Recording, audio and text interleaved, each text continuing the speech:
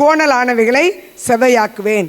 நான் உனக்கு முன்னே போய் நான் கோணலானவைகளை செவையாக்குவேன். இதற்கு முன்பாகவே நான் இந்த முறை இந்த வசனத்தை நான் பேசியிருக்கிறேன்.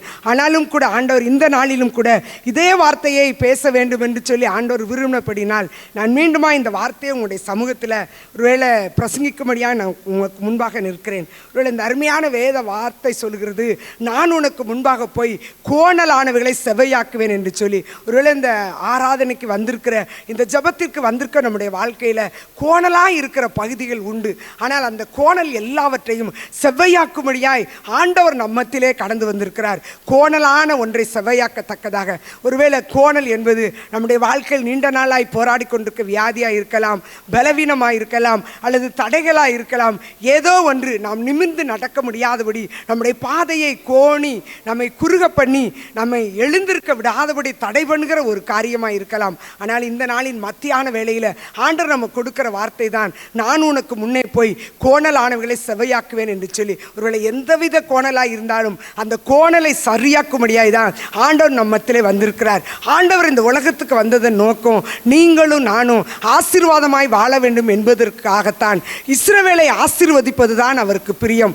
இஸ்ரவேலை ஆசீர்வதிப்பதே அவருக்கு பிரியம் என்று நாம் வேதத்தில் வாசிக்கிறோம். ஒருவேளை குடும்பங்களை ஆசீர்வதிக்க தான் கர்த்தர் இந்த உலகத்தில் கடந்து வந்தார். நாம் வியாதியோடு கூடயோ, பலவீனத்தோடு கூடயோ, போராட்டங்களோடு கூடயோ, சமாதானத்தோடு கூடவே நம்முடைய வாழ்க்கையின் ஓட்டத்தை முடிக்க வேண்டும் என்பது தேவனுடைய திட்டம் அல்ல. நம்மை சமாதானமாய் வாழ வைக்கவே இந்த உலகத்திற்கு கடந்து வந்தார். நாம் அக்கிரமத்தினாலும் பாவத்தினால் நாம் மரித்து போயிருந்த வேளையில் நீங்களும் நானும் அந்த அக்கிரமத்திலும் பாவத்திலும் மரித்து விடக்கூடாது என்பதற்காக தன்னுடைய குமாரனே இந்த உலகத்திற்கு ஏன் தந்தார்? ஒருவேளை நாம் ஆசீர்வாதமாய் வாழ வேண்டும் என்பதற்காகத்தான். குடும்பம் கர்த்தருடைய பார்வையில் விலையேற பெற்றது. குடும்பங்களை அவர் மிகவும் நேசிக்கிற ஒரு தேவனாய் இருக்கிறார். ஆனால் இந்த நாட்களில் கொஞ்ச காலம் ஒன்றென்று பிசாசு அறிந்திருக்கிறபடினால் குடும்பங்களுக்கு விரோதமாய் பலவிதமான காரியங்களை கட்டவிழ்க்கிறதை குறித்து நாம் வாசிக்கிறோம். ஒரு குடும்பமாவது ஒருவேளை சமாதானமாக இருந்ததா என்று கேட்டால் இந்த நாட்கள் நம்ம குடும்பங்களில் சமாதானத்தை காணவே முடியாது. ஒருவேளை நான் கூட பணிஸ்தலத்தில் இந்த ஆண்டு விழா வைத்திருக்கிறதுனால அநேக பெற்றோரை இந்த நாட்கள் நான் சந்திக்க வேண்டிய ஒரு நிலைமை பாருங்க. வருகிற ஒவ்வொரு பெற்றோரும் அவங்க குடும்பத்தின் காரியங்களை பகிர்ந்து கொள்ளும்போது என்னுடைய உள்ளமெல்லாம் நொறுங்கி போகும் பாருங்க. கிராமங்களெல்லாம் இந்த நாட்களில் பாலாய் கிடக்கிறது. ஒரு குடும்பங்களில் கூட சமாதானத்தை நாம் காண முடிவதில்லை. எங்கு பார்த்தாலும் குடிவெறியின் ஆவி. குடும்பத்தில் குடிப்பதற்கு ஒருவேளை 2 பேர் குடிக்கிற ஒரு காலம், ஒருவேளை ஒருவர் குடிக்கிற காலங்கள் போய் 2 பேரும் குடித்து பிள்ளைகளை பராமரிப்பதற்கு இல்லாத பெற்றோர்களை குறித்து வாசிக்கிறோம். ஒருவேளை 10 நாளாய் சொல்லிக்கூட ஒரு பிள்ளையோட பெற்றோர் ஒரு நாள் கூட வந்து என் பிள்ளை எதுக்கு ஒரு ப்ரோக்ராமில் சேர்த்தீங்களா, என்ன செஞ்சீங்கன்னு கேட்கறது கூட ஒரு பிள்ளைக்கு பெற்றோர் இல்லை. அந்த பிள்ளை தினம் வந்து பரிதாபமாக நிற்கும் பாருங்க. உலகம் இன்னைக்கு பொல்லாங்கனியில் கிடக்கிறது.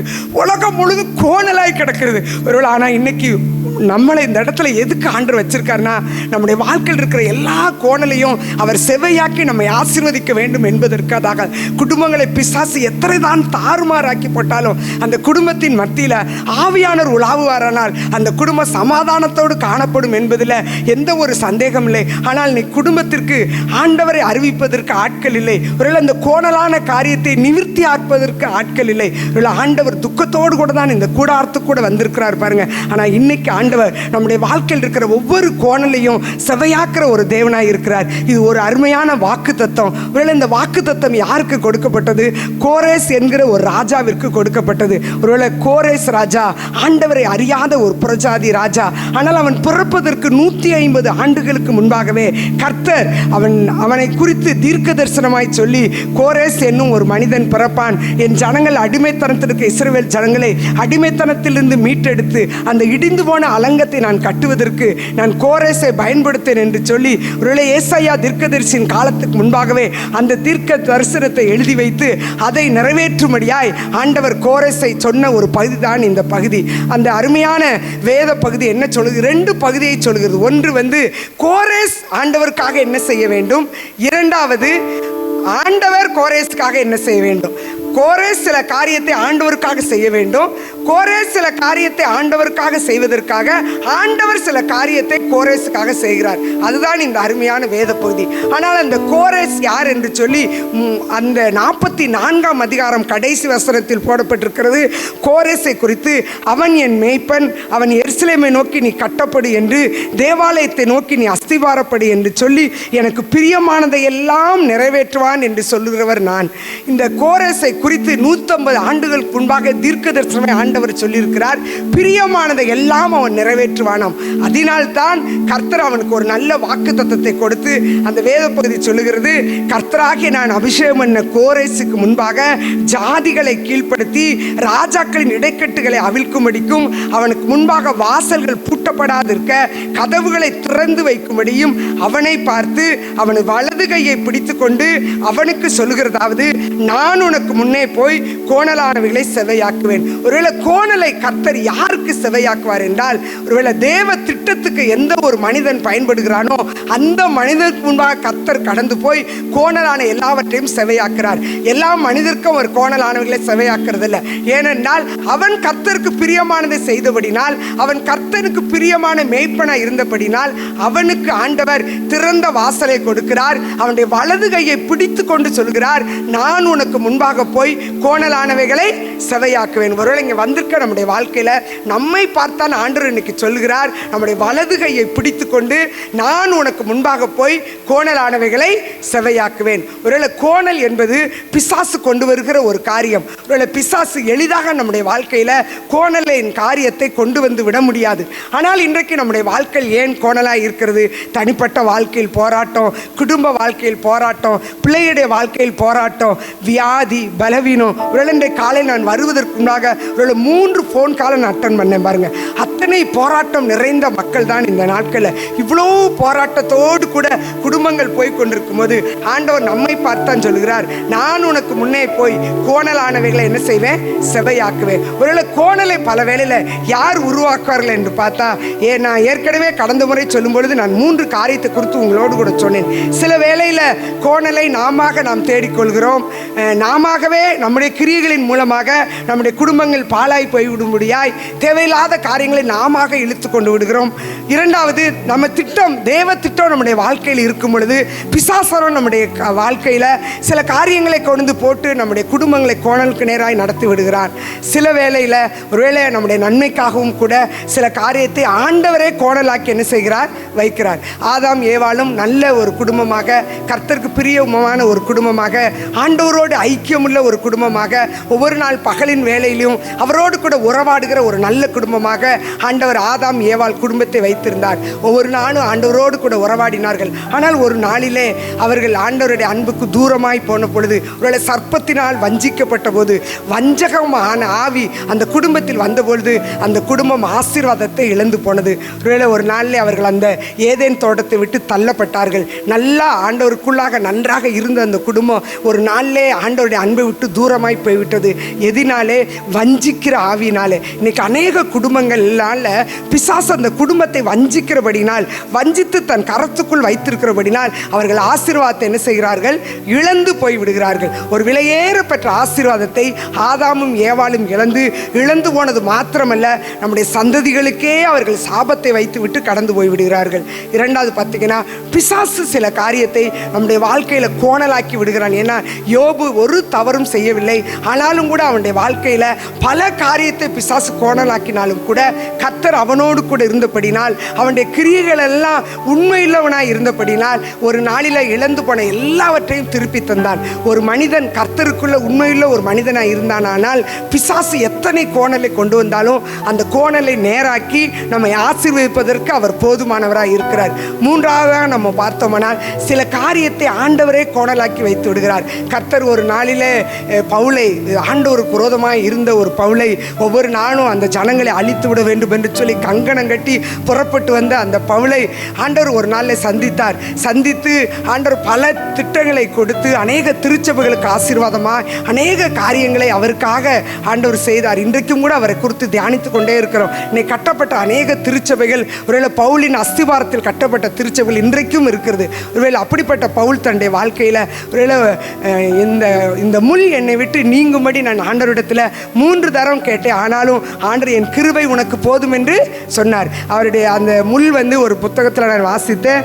அந்த ஒளி பட்டதுனால அந்த கண் குருடாய் போனதும், அந்த கண் பார்வையிட்டு அவர் கஷ்டப்பட்டதுனால அதை எடுத்து போடும் என்று ஆண்டவர் கேட்டார். ஆனால் ஆண்டவர் சொன்னார், இல்லை, நீ மேன்மை பாராட்டாதபடி அந்த முள் உனக்கு இருக்கும், ஆனாலும் என் கிருபை உனக்கு போதும் அப்படின்னு சொல்லிட்டாரு. இந்த முள் லைஃப் ஃபுல்லாக இருக்கும், ஆனால் கிருபை உனக்கு போதும். ஒருவேளை இன்னைக்கு நம்முடைய வாழ்க்கையில் கூட சில முள்ளை ஆண்டவர் எடுக்கவே மாட்டார். லைஃப் ஃபுல்லாக அந்த முள் நம்மளோட கூட இருக்கும். ஆனால் நம்ம தோற்று போவதற்காக அந்த முள் அல்ல, நாம் மேன்மை பாராட்டி விடக்கூடாது என்பதற்காக, ஒருவேளை நம்மை குறித்து நாம் மிதமாய் எண்ணிவிடக்கூடாது என்பதற்காக சில முட்களை நம்முடைய வாழ்க்கையில் வைத்து கொண்டு தான் இருப்பார். அந்த முள்ளோடு கூட கர்த்தருக்காய் பெரிய காரியத்தை செய்தார். இன்றைக்கும் கூட வந்திருக்க நம்முடைய வாழ்க்கையில் ஏதோ ஒன்று நம்மளை முள்ளாய் குத்தி நம்ம எழுந்திருக்க விடாதபடி நம்மை அழித்து போடும்படியாய் சத்துரு திட்டத்தை தீட்டிக் கொண்டே இருக்கலாம். ஆனால் பலவீனத்தில் என் பலன் பூரணமாய் விளங்கும், என் கிருபை உனக்கு போதும். அவருடைய கிருபை நம்மோடு கூட இருக்கும்போது அந்த பலவீனத்தின் மத்தியிலும் கர்த்தர் நம்மை பலப்படுத்தி என்ன செய்வார்? சகாயம் பண்ணுவார். இன்னைக்கு நம்ம பார்க்க போகிறது என்னன்னா, ஒருவேளை இந்த 3 விதமான காரியத்தை பார்த்தாலும் ஆண்டவர் என்னோடு கூட பேசுகிற ஒரு காரியம் என்னன்னா, ஏசாயா தீர்க்கதரிசியின் புஸ்தகம் 59ஆம் அதிகாரம் 8ஆம் வசனம். ஏசாயா 59:8. சமாதான வழியை அறியார்கள், அவர்கள் நடைகளில் நியாயமில்லை, தங்கள் பாதைகளை தாங்களே கோணலாக்கி கொண்டார்கள், அவைகளில் நடக்கிற ஒருவனும் சமாதானத்தை அறியான், தங்கள் பாதைகளை தாங்களே கோணலாக்கி கொண்டார்கள். ஒருவேளை கோணல் இங்கே யாருமே கொண்டு வந்ததில்லை, அவங்களே தங்கள் பாதைகளை என்ன செஞ்சாங்க? கோணலாக்கி கொண்டாங்க. தங்களுடைய பாதைகளை தாங்களே கோணலாக்கி கொண்டார்கள். இன்னைக்கு அநேகர் நம்முடைய வாழ்க்கையில் ஏன் சந்தோஷம் இல்லாமல், ஏன் சமாதானம் இல்லாமல், ஏன் நம்ம போராட்டத்தோடு கூட வந்திருக்கோம் அப்படின்னா, சரி, இன்னைக்கு நம்ம குடும்பத்தில் இன்னைக்கு சமாதானமாக இல்லாமல் இருக்கிறதுக்கு காரணம், இந்த பிரச்சனைக்கு காரணம், கீழ்ப்படியாத பிள்ளைக்கு காரணம், ஒரு அடங்காத கணவருக்கு காரணம், நம்மளே நம்முடைய வழியை பல வேளை என்ன செஞ்சிடறோம்? கோணலாக்கிறோம். வேற யாரும் கோணலாக்குறதில்ல, தங்களுக்கு தாங்களே என்ன செய்தார்கள்? கோணலாக்கி கொண்டார்கள். ஒருவேளை இந்த நாளில் கூட தங்களுக்கு தாங்களே தங்கள் வாழ்க்கையை கோணலாக்கி கொண்ட ஒரு சிலரை தான் உங்களுக்கு முன்பாக வைத்து அவர்களின் வாழ்க்கையிலிருந்து நம்ம என்ன கற்றுக்கொள்ள போகிறோம் என்பதுதான் இந்த நாளில் செய்தி. நம்முடைய கோணலை அவர் நிறைவாக்குறவர், நம்முடைய குடும்பங்களை அவர் ஆசீர்வதிக்கிறவர், நமக்கு விரோதமாய் உருவாக்கப்படுகிற ஆயுதங்களை வாய்க்காதே போக பண்ணுகிறவர், ஒவ்வொரு நாள் நம்முடைய வலது கரத்தை பிடித்து நம்மை நடத்துகிறவர், நமக்கு முன்பாக போய் கோணலானவர்களை செவையாக்குறவர். ஒரு அவரே நமக்கு முன்பாக போறார். கர்த்தர் நமக்கு முன்பாக போகும்போது மாத்திரம்தான் கோணல்கள் எல்லாம் செவ்வையாய் மாறும். ஒருவேளை கர்த்தர் நம்முடைய வாழ்க்கையில நமக்கு முன்பாக போகணும். ஆண்டவர் ஒரு நாள் ஆபிரகாமை தரிசனமாகி சொன்னாரு, நான் சர்வ வல்லமையுள்ள தேவன், நீ எனக்கு முன்பாக நடந்து உத்தமனாயிரு, நீ எனக்கு முன்பாக நடந்து உத்தமனாயிரு. ஒருவேளை கர்த்தருடைய வார்த்தை கீழ்ப்படிந்து ஒரு மனிதனாய் புறப்பட்டு கானான் தேசத்துக்கு புறப்பட்டு வந்தவன், இன்றைக்கு அவனை பார்த்து ஆண்டவர் சொல்கிறார், நான் சர்வ வல்லமையுள்ள தேவன், நீ எனக்கு முன்பாக நடந்து உத்தமனாயிரு. ஒருவேளை ஆண்டவருக்கு முன்பாக ஆபிரகாம் நடக்காததுனால ஆண்டவர் அவனை பார்த்து எச்சரித்து சொன்னாரு, நீ எனக்கு முன்பாக நடந்து நீ உத்தமனாயிரு. ஏன் என்ன ஆபிரகாம் அந்த இடத்துல செய்தாரு?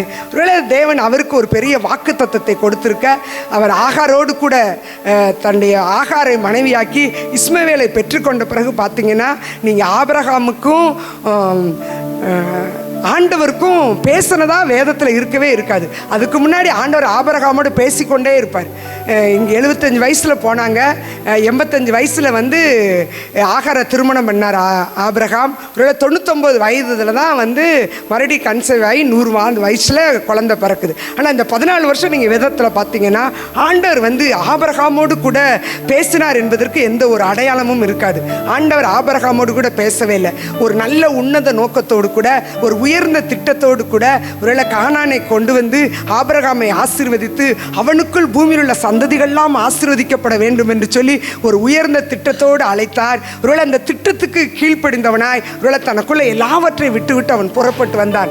ஆனால் புறப்பட்டு வந்த அந்த மனிதனோ இடையிலே அந்த ஆகார் வந்தபோது தான் எதற்காய் அழைக்கப்பட்டோமோ அந்த நோக்கத்தை மறந்தவனாய் ஆண்டவரோடு கொண்ட உறவில் அவன் துண்டிக்கப்பட்டவனாய் காணப்பட்டான். ஆனால் எப்பொழுதும் வாக்குத்தத்தத்தில் உண்மை இல்லவர், அவர் வார்த்தையில் மாறாதவர், அவர் சொன்னதை செய்யாத தேவன். இந்த நாள் நம்ம வாசிக்க கேட்டபடி, இந்த நாள் நம்ம பாடினபடி அவர் சொன்னதை செய்கிறதுல அவர் உண்மையிலவராய் இருக்கிறார்.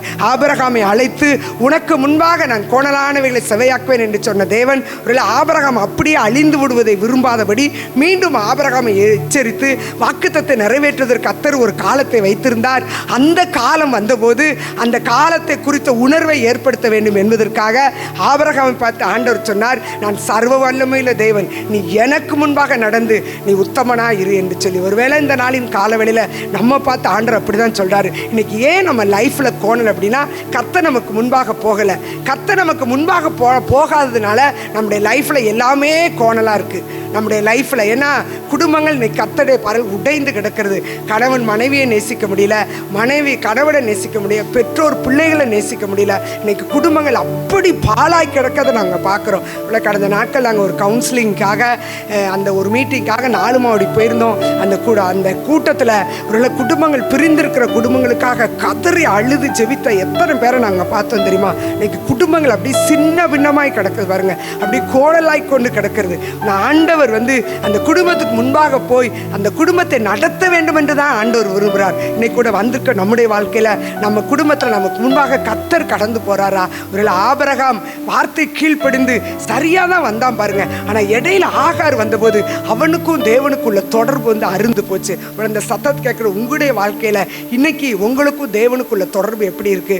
நாங்கள் கடந்த வாரம் ஆலடி பெட்டிக்காக ஊழியத்தை நிறைவேற்றும்படியா நாங்கள் கிராம ஊழியத்துக்காக போயிருந்தோம். இந்த அருமையான ஐயா அவங்க ரொம்ப வருஷமா நம்முடைய ஊழியத்துக்கு இங்க வந்துட்டு இருக்கிறாங்க. அதனால இவங்க வீட்டுக்கு எப்படியாவது போய் அவங்கள பார்த்து ஜோம் பண்ணிட்டு வந்துடும் சொல்லி அவங்க வீட்டுக்கு போன பாருங்க. போய் அவங்க வீட்டில் அவங்க பாவம், அவங்க அம்மா இல்லை, பிள்ளைகள்லாம் வெளியிடத்துல இருக்கிறாங்க. அவங்களா சமைச்சு அவங்களா சாப்பிட்டு அந்த வீடை பார்க்கும் போதே எனக்கு அவ்வளோ ஒரு பாரமாக இருந்துச்சு. ஆனாலும் கூட அந்த ஐயா சொன்னாங்க, பேசிட்டு இருக்கும்போது எந்திரிக்கும் போதே ஆண்டவர் என்னோடு கூட பேசுவாருமா. இன்னைக்கு ஆண்டவர் என்னோடு கூட பேசலை. நான் என்ன ஆண்டவரே என்னோடு கூட பேசலைன்னு சொன்னேனே, ஆண்டவர் சொன்னார் ரோமர் 12:3 எடுத்து வாசின்னு சொன்னாருமா அப்படின்னு சொன்னாங்க பாருங்க. எத்தனை வயது பாருங்க. ஆனா கூட அவர் ஒவ்வொரு நாளும் எனக்கு காலில் எந்திரிச்சு ஆண்டவர் என்னோடு கூட பேசலைனா என் இருதயம் துக்கமா இருமா, என் ஆண்டவரோடு கூட தான் ஐக்கியம் அப்படின்னு சொல்லி ஐயா சாட்சியா சொன்னாங்க. ஒரு இத்தனை வயசுல அண்ணாலை போல ஒரு அந்த சின்ன ரூமுக்குள்ள கடந்துக்கிட்டு ஆண்டவரே நீர் என்னோடு கூட பேசும், ஆண்டவரே நீர் என்னோடு கூட பேசும். இவ்வளோ வயதுல அந்த பஸ் இல்லாத ஊர்ல இருந்து இன்னைக்கு உட்காந்துருக்காங்க. ஏன்னா ஆண்டவர் மேல உள்ள அன்பு பாருங்க. ஒருவேளை இன்னைக்கு கூட உங்களுடைய வாழ்க்கையில கோணல் ஏன் தெரியுமா?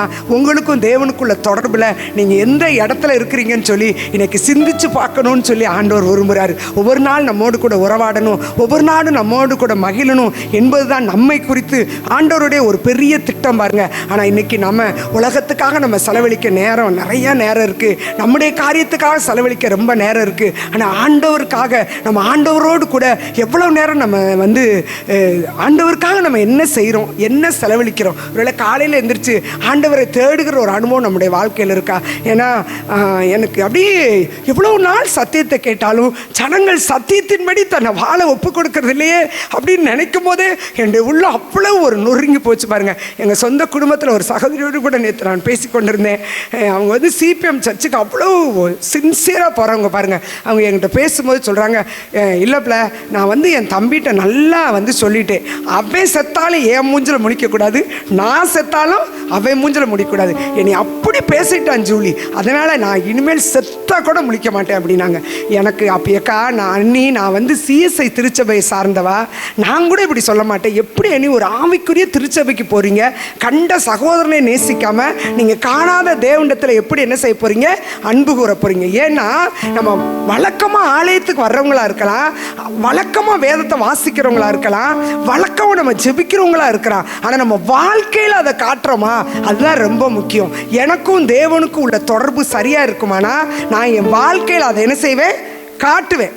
என்னுடைய வாழ்க்கையில் அதை என்ன செய்வேன், காட்டுவேன் பாருங்க. நம்ம வாழ்க்கையில் காட்டுறவங்களா இருக்கணும் அப்படின்னு சொல்லி ஆண்டவர் விரும்புகிற ஒரு தேவனா என்ன செய்கிறாரு, இருக்கிறாரு. ஒருவேளை கர்த்தருக்காக கர்த்தருடைய திட்டத்தை நிறைவேற்ற வேண்டும் என்பதற்காக எல்லாத்தையும் காலி பண்ணிட்டு இங்கே வந்தாலும் கூட, ஆனால் தேவனோடு உள்ள தொடர்பில் இல்லாத 14 வருஷமும் அவருடைய வாழ்க்கையில் வீணாக என்ன செஞ்சு போனது. இன்னைக்கு கூட இந்த ஈரானில் இவ்வளோ யுத்தம் ஏன் நடக்குது? ஆகார் பெத்த பிள்ளையினால பாருங்க. ஒரு நாள் தேவ திட்டத்தை விட்டு விலகுன போது ஒரு எவ்வளோ கஷ்டம் நம்முடைய வாழ்க்கையில். ஒருவேளை இன்னைக்கு நம்ம குடும்பம் கர்த்தருக்கு முன்பாக நடக்கிற ஒரு குடும்பமாக இருக்குதா? ஆபிரகாம் வாழ்க்கையில் கர்த்தர் முன்பாக இல்லாத போது எல்லாமே தோல்வி. ஆனால் கூட வாக்குத்தத்தல் உண்மை இல்லவர், உன்னை குறித்து நான் வாக்கு பண்ணியிருக்கிறேனே, அந்த வாக்குத்தத்தை நிறைவேற்றணும். இனியாவது நீ உத்தமனா இரு, நீ உண்மையா இரு, உன்னுடைய கருவில் பிறக்கிற பிள்ளையை வச்சு தான் நான் ஆசீர்வதிப்பேன்னு சொல்லி மீண்டுமாய் தன்னுடைய திட்டத்துக்கு நேராக ஆபிரகாம் ஆண்டவர் என்ன செஞ்சாரு? வழி நடத்துறாரு. ஒருவேளை கோரேசுக்கு முன்னாடி ஆண்டவர் போனதுனால இந்த காரியமெல்லாம் என்ன செஞ்சிச்சு? நடந்துச்சு. நீங்க இந்த கோரேசை குறித்து வாசித்து பார்த்தோம்னா அவ்வளோ ஒரு பெரிய ஒரு ஆச்சரியம் பாருங்க. ஏன்னா அன்னைக்கு பாபிலோனிய ராஜ்யம் அவ்வளோ ஒரு பெரிய ராஜ்யமாச்சு. இன்னைக்கு ஒரு புக்கில் காலையில் நான் வாசித்தேன். அந்த பாபிலோனை சுற்றி இருக்கிற அந்த நேபுகாத்நேச்சார் சொல்லுவார்ல, நான் கட்டின மகா பாபிலோன் அல்லவா, அந்த வாலில் 6 கார் போகிற அளவுக்கு இருக்குமா அந்த வால், அந்த சுவர், அந்த பாபிலோனை சுற்றி இருக்கிற சுவரில் 6 கார் போகுமா. 100 வெண்கல கதவுகள் இருந்துச்சான். சுற்றிலும் ஒரு அகழி என்ன செஞ்சான்? இருந்துச்சான். யூப்ரட்டிஸ் ஆறு அவங்கள சுற்றி போச்சு. அப்படி பக்காவான ஒரு பாதுகாப்பு. அப்படி ஒரு பாதுகாப்புக்குள்ள தான் இந்த பாபிலோன் அரசு என்ன செஞ்சிச்சு? இருந்துச்சு. இந்த ராஜ்யத்துக்குள்ள ஒரு நாள் கோரேஸ் அந்த ராஜ்யத்தை பிடித்து தேவ திட்டத்தை நிறைவேற்றினான் என்று சொல்லி வேதத்தை நம்ம என்ன செய்கிறோம்?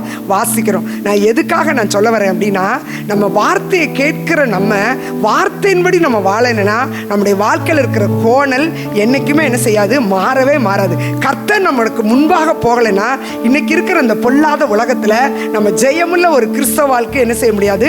வாழவே முடியாது. அன்பு குறைந்த ஒரு காலத்தில் நம்ம வாழ்ந்து கொண்டிருக்கிறோம். ஒரு பிள்ளை 5 வருஷம் எங்கள் ஸ்கூலில் படிக்குது. ஒரு நாள் கூட அந்த தாயும் தகப்பன் பிள்ளை என்ன செஞ்சு எது செஞ்சுன்னு கேட்டதில்லை. ஆண்டு விழா அந்த பிள்ளைக்கு ஒரு ட்ரெஸ் எடுத்து கொடுப்போம், ஒன்றும் கிடையாது. பாருங்க எப்படி ஒரு உணர்வில்லாத பெற்றோர் இந்த நாட்களில். ஆதி காலத்துலலாம் இப்படி இருந்தாங்களா? இப்படி காலங்கள் கடந்து போகும்போது அன்பில்லாத ஒரு நிலைமை நம்ம என்ன செய்கிறோம்? பார்க்குறோம் பாருங்க. ஆனால் கிறிஸ்தவர்களாகிய நம்மளும் கூட அவங்கள போலயே நம்ம இருந்தோம்னா நம்முடைய வாழ்க்கையில் இருக்கிற கோணல் என்றைக்குமே என்ன செய்யாது? ஆமாம், மாறவே மாறாது.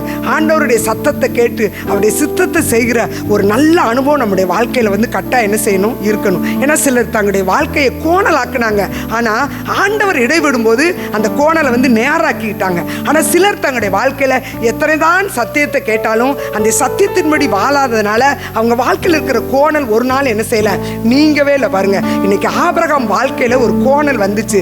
அந்த தேவையில்லாம ஒரு நபர், 3வது ஒரு நபர் குடும்பத்தில் வந்தபோது அந்த தேவ திட்டமே உடைஞ்சு போச்சு பாருங்க. ஆனால் ஆபிரகாமை ஆண்டவர் நேசித்தபடினால் மீண்டும் ஒரு முறை எச்சரித்து நல்ல ஒரு வாக்குத்தத்தத்துக்கு நேரம் வழி நடத்துறார். இந்த நாளின் காலவேளையில் கூட அவருடைய சத்தத்தை கேட்கிற நம்மோடு கூட தான் ஆண்டவர் பேசுகிற ஒரு தேவனாக இருக்கிறாரு. ஒரு ஆபிரகாமை போல நம்ம இருக்கிறோமா? ஒருவேளை ஆபிரகாமை பார்க்குற எல்லாரும் அவரை பார்த்து மகிழ்ந்தாங்க. அவர் ஆண்டவர் சிநேகிதனை அழைச்சாரு, அவர் எவ்வளவு ஆண்டவருடைய வார்த்தை கீழ்ப்படிஞ்சாரு அப்படின்னு எல்லாமே சொன்னாங்க. ஆனால் அவருக்கும் தேவனுக்கும் உள்ள தொடர்பு இல்லாமல் போச்சு. இன்னைக்கு வந்திருக்கிற நீங்கள் எனக்கும் என் தேவனுக்கும் நல்ல தொடர்புக்கு நம்மளால் இன்னைக்கு சொல்ல முடியுமா? அதைத்தான் தேடி இன்னைக்கு ஆண்டவர் வந்திருக்காரு. ஆண்டவருக்கு ஒரு சின்ன கூட்டம் தேவை பாருங்க. பயப்படாதே சிறுமந்தையே, உன் பிதா உனக்கு ராஜ்யத்தை கொடுக்க சித்தமுள்ளவராக இருக்கிறார். ஆண்டவருக்கு தேவை ஒரு சின்ன கூட்டம். அந்த சின்ன கூட்டத்தில் கூட உண்மையில்லாத நிலைமையை பார்க்கும்போது அவருடைய உள்ளமெல்லாம் என்ன செய்யுது? உருகி போகுது பாருங்க. இன்னைக்கு நம்ம தேவனோடு உள்ள தொடர்புல நம்ம இல்லை அப்படின்னா இந்த உலகத்திலிருந்து ஒரு ஆசீர்வாதத்தை கூட என்ன செய்ய முடியாது? அனுதினமும் ஆண்டவரோடு உள்ள ஐக்கியத்தை நம்ம இருந்தோம்னா நம்முடைய வாழ்க்கையில் ஒன்று கூட என்ன செய்யல? கோணலாக என்ன செய்யாது? போகவே போகாது. ஆபிரகாம் வாழ்க்கையில் ஒரு கோணல் வந்துச்சு. ஆனால் ஆண்டவர் வந்தபோது அந்த கோணல் என்ன செஞ்சு? நிறைவேறி போயிடுச்சு. அந்த கோணல் ஆசீர்வாதமாக மாறிடுச்சு. எத்தனையோ வருஷங்கள் ஆனால் கூட இன்றைக்கும் கூட நம்ம வேதத்தை வாசிக்கும் போது இந்த நாட்கள் அந்த இஸ்ரவேல் கொடுத்த செய்தியை நம்ம யூடியூப்பில் கேட்கும்போது கர்த்தர் இஸ்ரவேலுக்கு எத்தனை உண்மையிலோனா, ஏதோ ஒரு ஏவுகணை கூட சிம்சோன்னு பேர் வச்சுருக்காங்கன்னு சொல்லி எனக்கு எங்கள் வீட்டில் சொல்லிட்டு இருந்தாங்க. எவ்வளோ ஒரு உண்மையில் ஆண்டவராக இருந்திருக்கிறாரு பாருங்க. ஒருவேளை இன்னைக்கு நீங்கள் வந்திருக்கிற நீங்கள் கர்த்தருடைய சத்தத்தை கேட்டு அவருடைய சித்தத்தை செய்கிற ஒரு பாத்திரமாக மாறணும். ஒருவேளை இன்னைக்கு உங்களுக்கும் ஆண்டவருக்குள்ள தொடர்பு ஒருவேளை தூரமாக இருந்துச்சுன்னா இன்னைக்கு நெருங்கி வரணும்னு சொல்லி ஆண்டவர் என்ன செய்கிறாரு? விரும்புகிறாரு பாருங்க. நம்முடைய செவிகள் விருத்த சேதனம் பண்ணப்பட வேண்டும் என்று சொல்லி ஆண்டவர் விரும்புகிறார். அநேக வேளையில் நம்முடைய வாழ்க்கையில் ஏன் கோணல் அப்படின்னா, ஒரு மனிதனுக்கு அவனுடைய கண் வெளிச்சமாக இருந்தால் அவனுடைய சரீரம் முழுது எப்படி இருக்கும்? வெளிச்சமாக இருக்கும். ஒரு மனுஷனுக்கு கண்ணு வெளிச்சமாக இருந்தால் சரீரம் முழுது என்ன இருக்கும்? வெளிச்சமாக இருக்கும். ஆனால் கண் கெட்டதாக இருந்தால் சரீரம் முழுது எப்படி இருக்கும்? இருளாக இருக்கும் பாருங்க. இன்னைக்கு ஒருவேளை நம்ம அநேகர் இந்த இடத்துல உட்கார்ந்துருக்கிறோம், நம்முடைய ஆவிக்குரிய கண் திறக்கப்பட்டுச்சான்னு கேட்டால் அநேகருடைய ஆவிக்குரிய கண் என்ன செய்யப்படலை? திறக்கப்படலை. கடந்த நாட்களில் ஒரு குடும்பத்துக்காக நாங்கள் ஜெபித்து கொண்டிருந்தோம். அந்த குடும்பம் பிரிந்து போயிருக்கிற ஒரு குடும்பம், ஆனால் நல்ல ஒரு ஹை போஸ்டில், ஒருவேளை தமிழ்நாட்டில் நல்ல ஒரு போஸ்டில் இருக்கிற ஒரு மனிதன். ஆனால் தன்னுடைய மனைவியோ தன்னுடைய பிள்ளைகளையோ அவருக்கு சரியாக வைத்துக்கொள்ள என்ன செய்யலை? தெரியலை. ஒருவேளை ஒரு தாய்க்கும் மனைவிக்கும் இடையில தன் மனைவிக்கு செய்ய வேண்டிய கடமையை செய்து, தன் தாய்க்கு செய்ய வேண்டிய கடமை செய்து, தன்னுடைய பிள்ளைகளை சரியாய் வைக்க வேண்டிய என்கிற உணர்வு இல்லை. நல்ல போஸ்டில் இருக்காரு. ஒருவேளை உண்மையுள்ள நீதிபதின்னு சொல்லி எல்லா பேப்பர்லாம் அவரை குறித்து வருது. ஆனால் குடும்பத்தின் பார்வையில் அவருடைய கண் எப்படி தான் இருந்துச்சு? குருடாக்கப்பட்டு தான் இருந்துச்சு. ஏன்னா மனைவியை நேசிக்க தெரியல. மனைவியை நேசித்தாலும் அம்மாவுக்கு பயந்துக்கிட்டு நேசிக்கிறேன்னு சொல்லி என்ன செய்ய முடியல? சொல்ல முடியல. பிள்ளைகளை கத்தருக்குள்ளே வளர்க்க முடியல. உறவுகளை வரால என்ன செய்ய முடியல? கொள்ள முடியல. அவருக்காக ஜெபம் போது ஆண்டவர் என்கிட்ட சொன்னாரு, அவனை போய் சீலோவாம் குளத்துல கழுவ சொல்லு அப்படின்னாரு. யாரு சீலோவாம் குளத்துல கழுவுனா? ஆண்டவர் ஒரு நாள் ஒரு குருடனை பார்த்து சொன்னாரு, நீ போய் சீலோவாம் குளத்துல என்ன செய்யி? கழுவுன்னு சொன்னார். பாருங்க, இன்னைக்கு அநேகருடைய வாழ்க்கையில கண்கள் இருக்கு, ஆனா கண்கள் என்ன செய்யப்பட்டிருக்கு? குருடாக்கப்பட்டிருக்கு. ஒருவேளை ஆதாமுக்கு ஏவாளுக்கு கூட இதே ஒரு அனுபவம் தான். பாருங்க, நல்ல சகலத்தை வைத்து ஆண்டவர் அவங்களை வச்சிருந்தார் அந்த ஏதேன் தோட்டத்துல. அவங்களுக்கு ஒரு குறைவுமே இல்லை. பாருங்க, ஏதாவது குறைவு இருந்துச்சா? எல்லாம் தேவையானது எல்லாமே சகலத்தை அவங்களுக்கு கொடுத்திருந்தாரு. ஒவ்வொரு நாளும் ஆண்டவர் வந்தாரு, ஒவ்வொரு நாளும் உறவாடினாரு. ஆனால் ஒரு நாள்ல அந்த கண்களின் இச்சையில விழுந்த போது, ஒருவேளை அது பார்க்கறதுக்கு நல்லா தெரிஞ்சிச்சு, பார்வைக்கு இன்பமா என்ன செஞ்சிச்சு? தெரிஞ்சிச்சு, புசிப்புக்கு அது ஏற்றதா இருந்துச்சு. பாருங்க, அதனால அதை பிடுங்கி சாப்பிட்டதுனால அந்த ஆசீர்வாதத்தை அவங்க என்ன செஞ்சாங்க? இழந்தாங்க. பாருங்க, கண்களின் இச்சை. பாருங்க, ஒருவேளை இந்த நாட்கள்ல ஆண்டவர் என்னோடு கூட பேசிக்கொண்டிருக்க காரியமே இதான். பாருங்க, கண்களின் இச்சையினால விழுந்து போன காரியங்கள் ஒவ்வொரு நாளும் குடும்பத்தை குறித்து கேள்விப்பட்டு கொண்டே இருக்கும். ஒருவேளை இன்னைக்கு நல்லா இங்கே உட்காந்து இந்த வசனத்தை கேட்குற மாதிரி எல்லாமே அப்படி பைபிளை வச்சுட்டு நம்ம பார்த்து கொண்டு இருக்கலாம். ஆனால் அந்தரங்கத்தை பார்க்கிற ஒரு ஆண்டவர் இருக்காரு. அந்தரங்கத்தை பார்க்கிற ஒரு ஆண்டவர் ஒரு நாளில் ஒரு வெளியரங்கமாக பதிலளிப்பார். பாருங்க, ஒருவேளை இன்னைக்கு நீங்கள் உங்கள் அந்தரங்கம் கர்த்தருக்கு பரிசுத்தம் இல்லைன்னா இன்னைக்கு நீங்கள் பார்க்குறவங்களுக்கு இந்த கூட்டத்தில் நல்லா உட்காந்துட்டு இருக்கலாம். ஒருவேளை பேசுகிற நானும் கூட எந்த விதத்தை நீதிமான்னு நான் சொல்ல வரல. எதுக்கு நான் சொல்ல வரேன்னா, அந்தரங்கத்தை பார்க்கிற ஒரு ஆண்டவர் இருக்கார். அவர் நமக்கு வெளியரங்கமாக பதில் கொடுக்கறதுக்கு ஒரு நாள் வந்துடும். அன்னைக்கு நம்ம கைவிடப்பட்டவங்கள என்ன செஞ்சிடக்கூடாது? போயிடக்கூடாது. நம்முடைய கண் என்ன செய்யணும்? திறக்கப்படணும். ஆதாமும் ஏவாளும் தங்களுக்கு தாங்களே தங்கள் வாழ்க்கை என்ன செஞ்சுக்கிட்டாங்க? கோணலாக்கி கொண்டாங்க. பாருங்க, ஆனாலும் கூட ஆண்டவர் கோபத்தோடு கூட அவங்களை என்ன செஞ்சிட்டாரு? வெளியே தள்ளி வச்சுட்டாரு. ஆனால் சில வேளையில் இந்த கோணலை கொண்டு வர்றது யாருன்னு பார்த்தா அது பிசாசு தான். நம்ம எல்லாருக்குமே தெரியும். ஏசாயா 27:1 கோணலான சர்ப்பம் நம்ம குடும்பங்களின் வாழ்க்கையை கெடுக்கிற ஒரு ஆவினா அது ஒரு சர்ப்பத்தின் ஆவி. அது நம்ம குடும்பத்தில் உள்ள நுழையும் போது நம்முடைய கண்கள் என்ன செய்யப்பட்டிருது? குருடாக்கப்பட்டிருது. நம்ம என்ன செய்கிறோங்கிறதே நமக்கு என்ன செய்யாது? தெரியாது. பாருங்க, ஒருவேளை சின்ன பிள்ளைக்கு கூட அது தெரியும். ஆனால் ஒரு மனிதன் பிசாசின் பிடினால கட்டப்பட்டானா அவன் இந்த அம்மாவை எழுப்பிடுங்க தூக்கத்தை. பாருங்க, ஆண்டவர் நல்லவராக இருக்கிறார். ஆண்டவருக்கு நன்றி செலுத்துவோம். ஏன்னா வசனத்தை கேட்கணும். வசனம் இருதயத்தில் போனால் தான் வாழ்க்கையில் என்ன செய்ய முடியும்? ஒரு விடுதலையை பெற்றுக்கொள்ள முடியும். நம்ம பைபிளை தூக்கிட்டு வந்தாப்புல மட்டும் நம்ம விடுதலை பெற்ற முடியாது. வசனம் நம்முடைய இருதயத்தில் கிரியை செய்யணும். ஆவிக்குரிய கண்கள் திறக்கப்படலைன்னா வசனம் உள்ள என்ன செய்யாது? போகாது. இப்போ கண்கள் இச்சையில் விழுந்த போது ஆண்டவர் அவங்கள தள்ளிவிடலை. விழுந்தாங்க, ஆண்டவர் வெளியே தள்ளினாரு. அவங்க ஆண்டவர் என்ன செஞ்சுக்கிட்டாங்க? பிடிச்சிக்கிட்டாங்க. சிலர் தங்களுடைய வாழ்க்கையில் கோணல் ஆக்கினாலும் சில ஆசீர்வாதத்தை தான் இழப்பாங்களே ஒழிஞ்சு நிரந்தரமாக ஆண்டவருடைய அன்பை என்ன செய்யறதில்ல? இழக்கிறதில்ல. ஆதாம் ஏவாளும் ஏதேன் தோட்டத்தை விட்டு தள்ளப்பட்டாங்க, ஆனால் நிரந்தரமாக ஆண்டவருடைய அன்பை விட்டு இழக்கலை. ஆனால் சிலர் தங்களுடைய வாழ்க்கையில் ஆண்டவருடைய அன்பை நிரந்தரமாக என்ன செஞ்சாங்க? இழந்து போனாங்க. சவுலை குறித்து நம்ம வேதத்தில் வாசிக்க முடியும். அவன் தெரிந்து கொள்ளப்பட்ட ஒரு பாத்திரம். ஆண்டவராக முதல் இஸ்ரவேல் ராஜாவாக அவன் தெரிந்து கொள்ளப்பட்ட ஒரு பாத்திரம். கர்த்தர் ஒரு பெரிய திட்டத்தை சவுல் மேலே வச்சு இஸ்ரவேலுக்கு ராஜாவாய் மாற்றினார். ஆண்டவர் அபிஷேகித்தார், முதல் ராஜாவாய் மாற்றினார். ஆனால் காலம் ஒன்று வந்தபோது, ஒருவேளை பெலிஸ்தனால அவங்க தாக்கப்பட்ட போது தாவீது அதை ஜெயம் எடுக்கிறதுக்காக என்ன செய்ய வேண்டியது இருந்துச்சு? வர வேண்டியது இருந்துச்சு. ஒருவேளை 40 நாள் தினம் அந்த யுத்தம் நடந்து கொண்டே இருந்தது. ஆனால் சவுலால் என்ன செய்ய முடியல? ஜெயிக்க முடியல. சவுலால் என்ன செய்ய முடியல? ஜெயிக்க முடியல. ஒருவேளை தாவீது ஒரு சின்ன மனிதனாக இருந்தாலும் கூட ஆண்டவருடைய அன்புக்கு அவன் கட்டப்பட்டபடினால் ஆண்டவருடைய நாமத்தினால கோலியாத்தை அவன் என்ன செஞ்சான்? ஜெயம் எடுத்தான். பாருங்க, ஆனால் என்னைக்கு அவன் ஜெயம் எடுத்தானோ, ஒருவேளை காடுகளில் ஆடுகளை மேய்த்து அவை ஆடி பாடி ஆராதித்து ஆண்டவரோடு அவன் மகிமைப்பட்டபடினால ஒருவேளை அவன் அந்த நாட்களை பெற்ற அனுபவம் இன்னைக்கு சத்ருவை ஜெயம் எடுக்கிறதுக்கு அவனுக்கு அது பிரயோஜனமாக இருந்துச்சு. அவன் ஈஸியாக சத்ருவை என்ன செஞ்சுட்டான்? ஜெயம் எடுத்துட்டான். ஆனால் பாருங்க, அந்த நாள் முதல் சவுல் அவனை எப்படி பார்த்தான்? காய்மகாரமாய் பார்த்தானே. எதுக்கு சொல்கிறேன்னா, ஆதாமும் ஏவாளும் இச்சையில் விழுந்தாங்க. ஆனால் நிரந்தரமாக ஆண்டவருடைய அன்பை விட்டு தூரமாக போகலை. ஆனால் சவுல் விழுந்தாரு, ஆனால் என்ன செய்யவே இல்லை? எந்திரிக்கவே இல்லை. கிருபையின் காலம் எல்லாருக்கும் எல்லா நாளும் கிடைக்கும் நம்மளால் என்ன செய்ய முடியாது? சொல்லவே முடியாது. கிருபை நாட்கள் எல்லா நாளும் நமக்கு கிடைக்கும்னு சொல்லவே முடியாது. ஒருவேளை வெளியே வந்துட்டாங்க அவங்க. ஆனால் இந்த சவுல் பாருங்க, 40 வருஷம் தேசத்தை வந்து ஆண்டார். ஆண்டவருடைய வார்த்தைக்கு என்ன செய்யலை?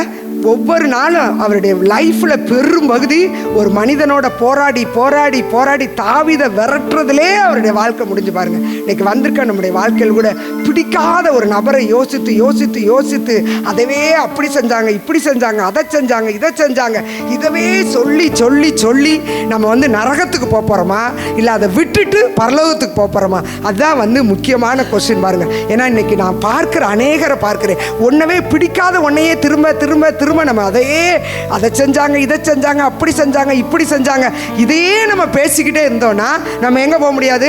பரலோகத்துக்கு நிச்சயமாக என்ன செய்ய முடியாது? போகவே முடியாது. சவுலுக்கு வந்து எனக்கு 1000 கொடுத்தாங்க, அவனுக்கு 10,000 கொடுத்துட்டாங்க. இந்த ராஜாங்க மாத்திரம் தான் ஒன்று குறையா இருக்கு. என்னைக்குனாலும் இவன் இஸ்ரவேலின் ராஜாவாயிருக்கான், அதனால இவனை அழிச்சிடணும். ஒருவேளை உயர்ந்த நோக்கத்தோடு உயர்ந்த திட்டத்தோடு அவனை குறித்து ஒரு பெரிய திட்டம் தேவன் வைத்திருக்கும் போது அந்த திட்டத்தை மறந்தவனாய் அவன் வந்து ஒரு மனிதனோடு போராடி தன் வாழ்க்கையின் ஓட்டத்தை முடிச்சான். ஒருவேளை இங்கே வந்திருக்க நீங்களும் கூட தம்பி ஆராதனையில் அதே வார்த்தையை சொன்னாங்க, மனிதர் நிமித்தம் காயப்பட்டு நீங்கள் வந்திருக்கிறீங்களோன்னு சொல்லி. நான் ஏன்னா மனுஷிக வல்லமை அத்தனை பெரிது பாருங்க. ஒரு சாதாரண காரியத்துக்காக ஒரு அற்ப பிரயோஜனமான ஒரு காரியத்துக்காக மனுஷனோட போராடி போராடி போராடி நம்ம ஆசீர்வாதத்தை இழக்கிறோமா, இல்லை அதை விட்டு நம்ம வெளியே வந்து ஆண்டவருடைய அன்பை நம்ம ருசித்து ஆசீர்வாதத்தை பெறமாங்கிறதா ரொம்ப வந்து முக்கியம். அவங்க கண் குருடாக்கப்பட்டாங்க, ஆனால் வெளியே வந்துட்டாங்க அவங்க. ஆனால் சவுல் கண் குருடாக்கப்பட்டுச்சு. எதை செய்யின்னு சொன்னாரோ அதை செய்யலை, எதை செய்யக்கூடாதுன்னு சொன்னாரோ அதை செய்ய. அமலேக்கன் விஷயத்தில் நீ எதையுமே எடுத்துகிட்டு வரக்கூடாது, அது சபிக்கப்பட்டது அப்படின்னு சொன்னார் பாருங்க. ஆனால் அந்த அமலேக்கன் சபிக்கப்பட்டதுன்னு சொன்ன அதில் முதல் தரமானதை பார்த்தோன்னே என்ன செய்ய முடியல? விட்ட முடியல பாருங்க. பிசாசு வந்து சும்மா நம்முடைய வாழ்க்கையில் வரவே முடியாது. இங்கே ஆதாம் ஏவாளுக்கு கண்களின் இச்சையினால் வந்துச்சு. சவுலுக்கு எதனால வந்துச்சு தெரியுமா? பொறாமையினால் வந்துச்சு. சவுலுக்கு எதனால வந்துச்சு? பொறாமையினால வந்துச்சு. பொறாமைக்கு மட்டும் ஒரு மனுஷன் என்ன செய்யக்கூடாது? இடம் கொடுக்கவே கூடாது. பாருங்க, கர்த்தர் நம்மையும் ஆசீர்வதிப்பார், மற்றவர்களை என்ன செய்வார்? ஆசீர்வதிப்பார். இதெல்லாம் ஆண்டவருடைய கிருபையினால இறக்கத்துக்காக நம்ம ஆண்டவருடைய சமூகத்தில் ரொம்ப கெஞ்சணும் பாருங்க. முன்பாக நிற்கிற என்னால் தைரியமாக சொல்ல முடியும், என் எதிரி மேலே கூட எனக்கு பொறாமை வராது. எல்லாரும் நல்லா இருக்கணும், எல்லாரும் ஆசீர்வாதமாக இருக்கணும், அப்படிதான் நான் ஒவ்வொரு நாள் நான் ஜெபிப்பேன் பாருங்க. எனக்கு விரோதமாக எத்தனை காரியத்தை செய்தாலும் கூட ஒவ்வொரு நாள் நான் ஆண்டவருடைய சமூகத்தில் அவங்களுக்காக நான் ஜெபிக்கத்தான் செய்வேன் பாருங்க. அவர்கள் தாங்கள் செய்கிறது இன்னதென்று என்ன செய்கிறாங்க? அறியாது இருக்கிறாங்களே. ஆனால் அப்படி இல்லாமல் அதவே நினச்சி நினச்சி நினச்சி இந்த நம்ம வாழ்க்கை ஏன் கோணலாக போகுது அப்படின்னா பொறாமையை வென்றால் அதற்கு முன்னிற்கத்தக்கவன் யார்? ஒரு இன்னைக்கு அநேகருடைய வாழ்க்கையில் அவங்க எல்லாமே செழிப்பாக இருக்க மாதிரி தெரியுது, அவங்க எல்லாமே நல்லா ஓடிக்கொண்டே இருக்கிற மாதிரி தெரியுது. ஆனால் அவங்க இன்னர் வாழ்க்கை எப்படி இருக்குன்னு நமக்கு என்ன செய்யாது?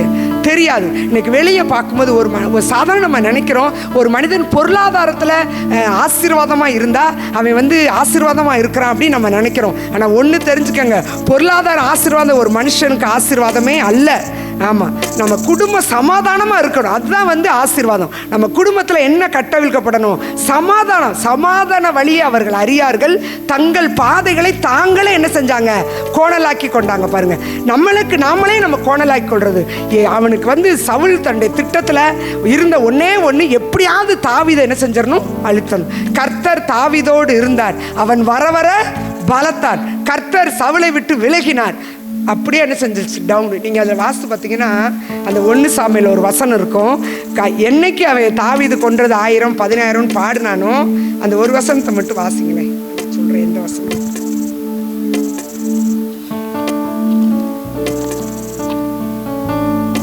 1 சாமுவேல் 18:9 வாசிங்க. 1 சாமுவேல் 18.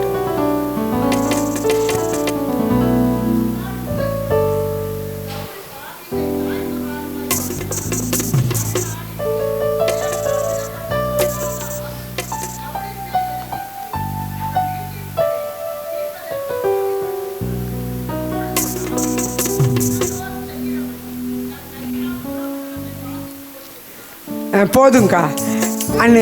அவன் அந்த நாள் முதல் அவன் காய்மகாரமாய் பார்த்தான். அடுத்த நாளிலே தேவனால் விடப்பட்ட பொல்லாத ஆவி அவன் என்ன செஞ்சிருச்சு? நிரப்பிருச்சு. என்னைக்கு அவன் பொறாமைக்கு இடம் கொடுத்தானோ அன்னைக்கே பொல்லாத ஆவி அவன் இருதயத்தை வந்து என்ன செஞ்சிருச்சு? நிரப்பிருச்சு. இவன் அவனை குத்தி அழிக்கணும்னு நினைக்கிறான். ஆனால் தாவீதோ ஒவ்வொரு நாளும் அவன் ஆடி பாடி துதிச்சு தன்னுடைய கடமை செய்து கொண்டே இருந்தான். கிட்டத்தட்ட 40 வருஷம் அவன் ஓடாத ஓட்டம் கிடையாது, ஒளியாத குழி கிடையாது, ஒளியாத பகுதி கிடையாது. ஒவ்வொரு நாளும் சவுலுக்கு பயந்து பயந்து ஒரு கூட்டத்தோடு கூட தன் ஜீவனை காப்பதற்காக போராடி கொண்டே இருந்தான். ஆனால் ஒரு நாள் ஆண்டவருடைய அன்பை விட்டு அவன் என்ன செய்யல? அவன் ஒரு நாள் ஆண்டவருடைய அன்பை வந்து அவன் இழக்கவே இல்லை. பாதை கடினமான பாதை தான், கண்ணீரின் பாதை தான். ஒருவேளை நல்ல அப்பா வீட்டிலேருந்து நல்ல ஆடு மாடுகளை பேச்சு திறமையில் ஒரு மனுஷனாக இருந்தான். ஒரு நாள் ஒரு பெரிய காரியத்தை செய்து ஒருவேளை அரண்மனைக்குள்ள உள்ளே வந்தான் பாருங்க. ஒருவேளை அவன் சமாதானமாக இருக்கணும்னு நினச்சி தான் வந்தான். ஆனால் அவனுடைய வாழ்க்கையில் அந்த நாள் முதல் ஓட்டம் தான் பாருங்க. 40 வருஷம் சவுல் வந்து 40 வருஷம் இஸ்ரவேல் அரசாண்டான். 40 வருஷம் ஓடிட்டே இருந்தான் பாருங்க. பொறாம பொறாம பொறாம. ஆனால் கடைசியில் யார் ஜெயிச்சா? தாவீது தான் ஜெயிச்சார் பாருங்க. ஒரு நாள் பொறாம ஒரு நாள் என்ன செய்ய முடியாது? ஜெயிக்க முடியாது. ஒவ்வொருத்தருக்கும் கர்த்தர் ஒரு காலத்தை என்ன செஞ்சிருப்பாரு? அவனவன் திறமைக்கு தக்கதாய், அவனவனுடைய தாளந்துக்கு தக்கதாய், அவனவன் தாங்கும் சக்திக்கு தக்கதாக கர்த்தர் நம்மளை உயர்த்துவதற்கு ஒரு காலத்தை வச்சிருக்காரு. ஜாதிகள் தாங்கள் வெட்டின குழிகளில் தாங்களே என்ன செஞ்சாங்க? நான் அடிக்கடி எங்க ஜெபிக்கிறவங்ககிட்ட சொல்லுவேன், ஒருவேளை ஒரு சத்ருவை கர்த்தர் ஆழத்துல தள்ளி வெளியவே எடுக்கக்கூடாது அப்படின்னா குழியை தோண்ட, ஆழமா குழி தோண்ட ரொம்ப காலம் ஆகும். டக்குன்னு தள்ளி மூடனா ஈஸியா மூடிடலாம். ஆனா சத்ரு இடமே தெரியாம அழிக்கணும்னு நினைச்சாருன்னா ஆழமா குழி தோண்டுவார் பாருங்க. அந்த ஆழ குழியில தான் தள்ளுவார். அந்த குழி தோன்ற வரைக்கும் நம்ம வெயிட் பண்ணி தான் ஆகணும், வேற வழியே கிடையாது பாருங்க. 40 வருஷம் ஓடிட்டே இருந்தான். ஆனால் ஒரு நாள் கூட ஏன் ஆண்டவரேன்னு ஆண்டவர்கிட்ட என்ன செய்யலை? கேட்கல. நான் அபிஷேகம் பெற்ற ஒரு நாள் நான் அழிக்க மாட்டேன் அப்படி அவன் பொறாமப்படலை. அவன் நான் எவ்வளோ ஒரு கடினமான பாதை நீங்கள் யோசித்து பாருங்களேன். ஆனால் எல்லாவற்றிலும் அவன் எப்படி இருந்தான்? உண்மையில்லவனா இருந்தான் பாருங்க. இன்னைக்கு கூட அன்னைக்கு ஆதாம் ஏவாள் கண்களின் இச்சையினால் ஆண்டவருடைய அன்பை விட்டு எழுந்து போனாங்க. ஆனால் இன்னைக்கு சவுல் வந்து கீழ்ப்படியாமைங்கிற பாவம், அதோடு கூட பொறாமைங்கிற பாவம் பாருங்க. பொறாமை தான் ஒரு மனுஷன் வந்து அழிக்குது. இன்னைக்கு வந்து என்னுடைய முதல் செய்தியின் முக்கியமான ஒரு காரியமே என்னன்னா பொறாமை தான். பொறாமைங்கிற சுபாவம் நம்முடைய வாழ்க்கையில இம்மி கூட என்ன செஞ்சிடக்கூடாது? வந்துடவே கூடாது. ஒருவேளை நான் நல்லா இல்லைனாலும் பரவாயில்ல, மற்றவங்க நல்லா இருக்கணும் நம்ம நினைக்கும் போது கர்த்தர் நம்முடைய தலையை என்ன செய்வாரு? நிமிர பண்ணுவார் பாருங்க. மனுஷருக்கு முன்பாக நம்முடைய தலையை என்ன செய்வாரு? நிமிர. உங்களுக்கு முன்பாக நிற்கிற நான் என்னால் தைரியமாக நான் சொல்ல முடியும். என் உடன் பிறந்த சகோதரர் சகோதரி மத்தியில் ஒருவேளை எங்கள் பிரின்ஸனே இங்கே இருக்கிறாங்க பாருங்க. நான் எல்லாரும் மத்தியில் என்னால் நான் வந்து யாருமே வந்து கெட்டு போன நான் நினைக்கவே மாட்டேன். எவ்வளவு மோசமானவங்களாலும் அவங்க மனம் திரும்பணும். அதனால தான் நான் சர்ச்சுக்கு வந்தால் கூட மன்னிப்பை குறித்து யாராவது ஒரு செய்தி பேசினா எனக்கு அதில் இணையறதுக்கு இஷ்டமே இருக்காது. ஏன்னா என்கிட்ட அப்படி ஒரு காரியமே எனக்கு இருக்காது. மன்னிக்க முடியாது அப்படிங்கிற ஒரு காரியம் எவ்வளவு செஞ்சாலும், எவ்வளவு விரோதமான காரியத்தை செஞ்சாலும் அட்ட ஸ்பாட்டில் நான் மன்னிச்சிருவேன் பாருங்க. ஆண்டவர் எனக்கு அந்த கிருபையை கொடுத்துருக்காரு. ஆனால் பல வேளையில் நம்ம மன்னிக்க முடியாதனால தான் நமக்கு என்ன கிடையாது?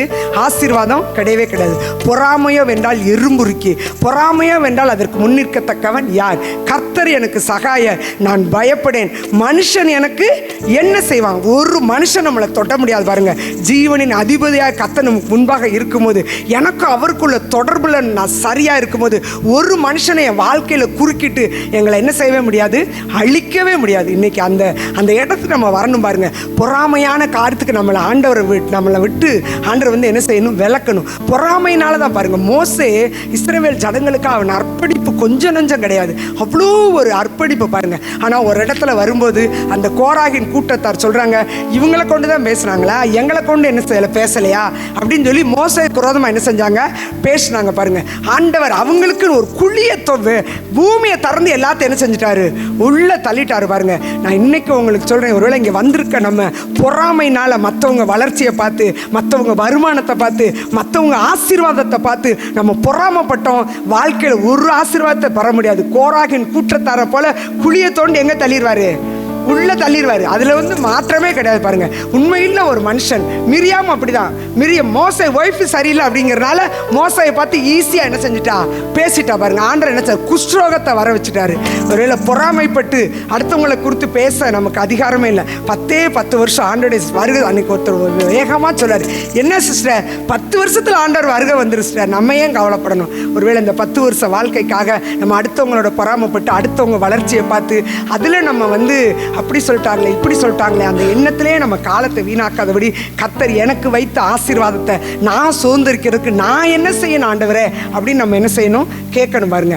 அப்படி கேட்கலைன்னா பிசாசு உள்ள என்ன செஞ்சிருவான், வந்துடுவான். கண்களின் இச்சை அந்த குடும்பத்தை கெடுத்துச்சு. பொறாமை யாரை கெடுத்துச்சு, சவுலை கெடுச்சு. இன்னொருத்த ஒரு முக்கியமான மனுஷன் யாருன்னா பெல்சாத்சார். வசனம்லாம் தெரியும், அதனால நான் டைரக்டா சொல்றேன். பெல்சாத்சார் தெரியுமா எல்லாத்துக்கும்? பெல்சாத்சார் தானியேல் 6ஆம் அதிகாரத்தில் பெல்சாத்சாரை குறித்து வாசிக்கிறோம். நல்ல பாபிலோன் ராஜ்யத்தில், நல்ல கட்டப்பட்ட ஒரு ராஜ்யத்தில் நல்ல ஜம்முன்னு உட்காந்துருக்காரு. அவருக்கு ஒரு குறையில் என்ன, முற்பிதாக்களை எல்லாம் தேடிட்டாங்க. நல்ல சோரை கட்டிட்டாங்க, அகலியை கட்டிட்டாங்க, வெண்கல கதவை போட்டாங்க, எல்லாம் பெஸ்ட்டு, எல்லாமே கரெக்டாக இருக்குது. அதனால அங்கே என்ன கிடையாது, ஒரு குறை கிடையாது. இப்போ வந்து எப்பயுமே நமக்கு எல்லாமே கொடுத்துட்டு நம்ம ஆண்டவர் என்ன செய்யவே மாட்டோம், தேடவே மாட்டோம் பாருங்க. ஒன்று குறையா இருந்தால் தான் இந்த கூட்டத்துக்கு வருவோம். இன்னைக்கு ஒரு பிரச்சனையாக இருந்தால் சரி போவோம், என்ன செய்வோம், ஆண்டருடைய வார்த்தை இல்லைன்னு நம்மளால் ஆண்டவரை தேடணுங்கிற இருதயம் வராது பாருங்க. இந்த பெல்சாத்சாருக்கு எல்லாமே நிறைவா இருந்துச்சு. ஒரு நாள் அவன் பார்த்தேன், நல்லா குடிச்சு நல்லா முடிச்சுட்டு அந்த சர்ச்சில் இருந்து கொண்டு வந்த பாத்திரத்தெல்லாம் கொண்டு வாங்க, அந்த பாத்திரத்தில் திராட்சை ரசம் ஊற்றி என்ன செய்ய போறேன், குடிக்க போறேன். பெருமை வந்து உச்சக்கட்டத்தில் போயிடுச்சுன்னா நம்முடைய ஆவிக்கு கண் குருடாக்கப்பட்டுரும். யார் என்ன சொன்னாலும் என்ன செய்யாது, ஏறவே ஏறாது. அழிவுக்கு முன்னானது அகந்த பாருங்க.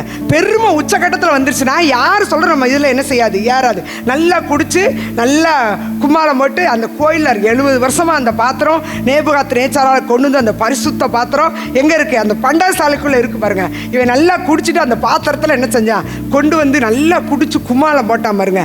ஆண்டு அந்த கையில் ஒரு உறுப்பு தோண்டி என்ன செஞ்சு, மேனே தெக்கேல். ஒருவேளை இன்னைக்கு தராசில் நம்மளை வச்சு நிறுத்தம்னா நிச்சயமா என்னால் சொல்ல முடியும், தராசிலே நிறுத்தி நீ குறைய காணப்பட்டாய் தான். கர்த்தரும் ஆவிகளை நிறுத்து பார்க்கிறார். ஆவியை பூரா நம்ம அன்பின் ஆவி, சாந்தத்தின் ஆவி, பொறுமையின் ஆவி, மற்றவர்களுக்கு உதவி செய்ய ஒன்னொன்னு ஒவ்வொரு ஆவி பாருங்க. கர்த்தர் வந்து தராசை வச்சு ஒன்றை வச்சு நிறுத்த பார்க்க மாட்டார், எல்லாத்தையும் நிறுத்து பார்ப்பார். தராசிலே நிற்கப்பட்டு நீ குறைய காணப்பட்டாய். அவன் குறைய காணப்பட்டதுனால அன்னைக்கு ராத்திரியே அவனுக்கு முடிவு வந்துருச்சு. இன்னைக்கு நீங்களும் நானும் கிருபையின் காலத்தில் இருக்கிறதுனால நமக்கு நாட்கள் என்ன செய்யப்பட்டுக்கிட்டே இருக்கு, கூட்டி கொடுக்கப்பட்டுக்கிட்டே இருக்கு பாருங்க, கூட்டி கொடுக்கப்பட்டே இருக்கு. அவன் சொன்னா, நீ வந்து நேபுகாத்நேச்சார் என்னெல்லாம் செஞ்சான்னு உனக்கு தெரியும், நான் கட்டின மகா பாபிலோன் அப்படின்னு சொல்லி அவர் சொல்லும் போதே நேபுகாத்நேச்சாரை தள்ளிட்டாங்க. 7 வருஷம் ஒரு மிருகத்தை போல இருந்தாரு. ஒரு நாள் அவருடைய கண் திறக்கப்பட்டுச்சு, ஆண்டவருக்கு தன்னை ஒப்பு கொடுத்தாரு. தேசத்திலே இவங்களை போல ஒரு தேவன் இல்லைன்னு அவர் என்ன செஞ்சுட்டாரு, சொல்லிட்டாரு. இதெல்லாம் யாருக்கு தெரியும், பெல்சாத்சாருக்கு தெரியும். இது எல்லாமே தெரியும். எங்கள் அப்பா வந்து பெருமையினால் அழிஞ்சு போனவர், 7 மாதம் மிருகத்தை போல கடந்தவர். ஒரு நாள் ஆண்டவர் அவர் மேலே இறக்க வச்சார். அதனால் மீண்டும் அவருக்கு நினைவு வந்துச்சு. நினைவு வரும்போது இந்த தேவன் தான் உண்மையான தேவன் என்ன செஞ்சு வச்சுட்டு போனார், எழுதி வச்சுட்டு போனார். இதெல்லாம் தெரிஞ்சும் பெல்சாத்சார் தன்னுடைய பெருமையை விட்டு என்ன செய்யலை, இறங்கலை பாருங்க. பெருமை இல்லவனுக்கு தேவன் என்ன செய்கிறாரு, எதிர்த்து நிற்கிறார் பாருங்க. நம்முடைய அழகை குறித்து, நம்முடைய படிப்பை குறித்து, நம்முடைய ஊழியத்தை குறித்து, நம்ம கொடுத்த கிருபைகளை குறித்து, நமக்கு கொடுத்த தாளந்துகளை குறித்து நம்ம பெருமைப்படுறதுக்கு நம்மகிட்ட ஒண்ணுமே இல்லை பாருங்க. அழிவுக்கு முன்னானது அகந்த பாருங்க. பெல்சாத்சார் அழிஞ்சிட்டான். அவனுக்கு திருப்பி ஒரு வாழ்க்கை என்ன செய்யப்படலை, கொடுக்கப்படல. நேபுகாத்நேச்சாருக்கு ஒரு வாழ்க்கை கொடுக்கப்பட்டுச்சு. நான் கட்டின மகாபாபிலோன் அல்லவா அப்படின்னு சொல்லும் போதே ஆண்டவர் தள்ளிட்டாரு. ஆனால் தள்ளி அப்படியே விடலை, மறுபடியும் அவனை என்ன செஞ்சுட்டாரு, தூக்கி எடுத்துட்டாரு. ஆனால் அதே பெருமையில் விழுந்த பெல்சாத்சார் திருப்பி என்ன செய்யப்படலை, காக்கப்படலை. அன்னைக்கு கர்த்தர் தம்முடைய திட்டத்தை நிறைவேற்றுவதற்காக அன்னைக்கு தான் கோரேஸ் ராஜாவை உள்ளே வர்றாரு பாருங்க. அவர் எப்படியாவது இந்த பெர்சியா தேசத்தை பிடிச்சிடணும்னு சொல்லிட்டு பலவிதமான திட்டத்தை போட்டு அந்த நதி வர்ற பாதையில் ஒரு வழியை உண்டாக்கி அந்த தண்ணி மட்டத்தை எல்லாம் குறைக்க வச்சு அந்த தண்ணி வழியை உள்ளே வந்துடணும்னு வரும்போது பார்த்தா ராத்திரி எல்லாம் குடிச்சிட்டு கதவெல்லாம் என்ன செஞ்சுட்டாங்க, திறந்து போட்டுட்டாங்க பாருங்க. பெருமையின் உச்சியில் இருந்தோம்னா அழிவு எப்போ நமக்கு என்ன செய்யாது, தெரியாது பாருங்க. ஒருவேளை இன்னைக்கு கூட பெல்சாத்சார் அழிந்து போனது காரணம் என்ன தெரியுமா, பெருமை. ஒருவேளை இன்னைக்கு நம்முடைய வாழ்க்கையில் ஏதாவது ஒரு பெருமை இருந்தால் நம்ம ஆண்டோட சமுத்திரம் நம்மளை தாழ்த்தி ஒப்பு கொடுக்கணும் பாருங்க. மற்றவங்க நமக்கு குரோதமாக பேசும்போது, மற்றவங்க நமக்கு குரோதம், நான் எங்கள் வீட்டில் ஓயாமல் சொல்லுவேன், மற்றவங்க நமக்கு குரோதமாக பேசும்போது அதை சகிச்சாதான் நம்ம என்ன செய்ய முடியும், ஆசீர்வாதத்தை பெற முடியும் பாருங்க.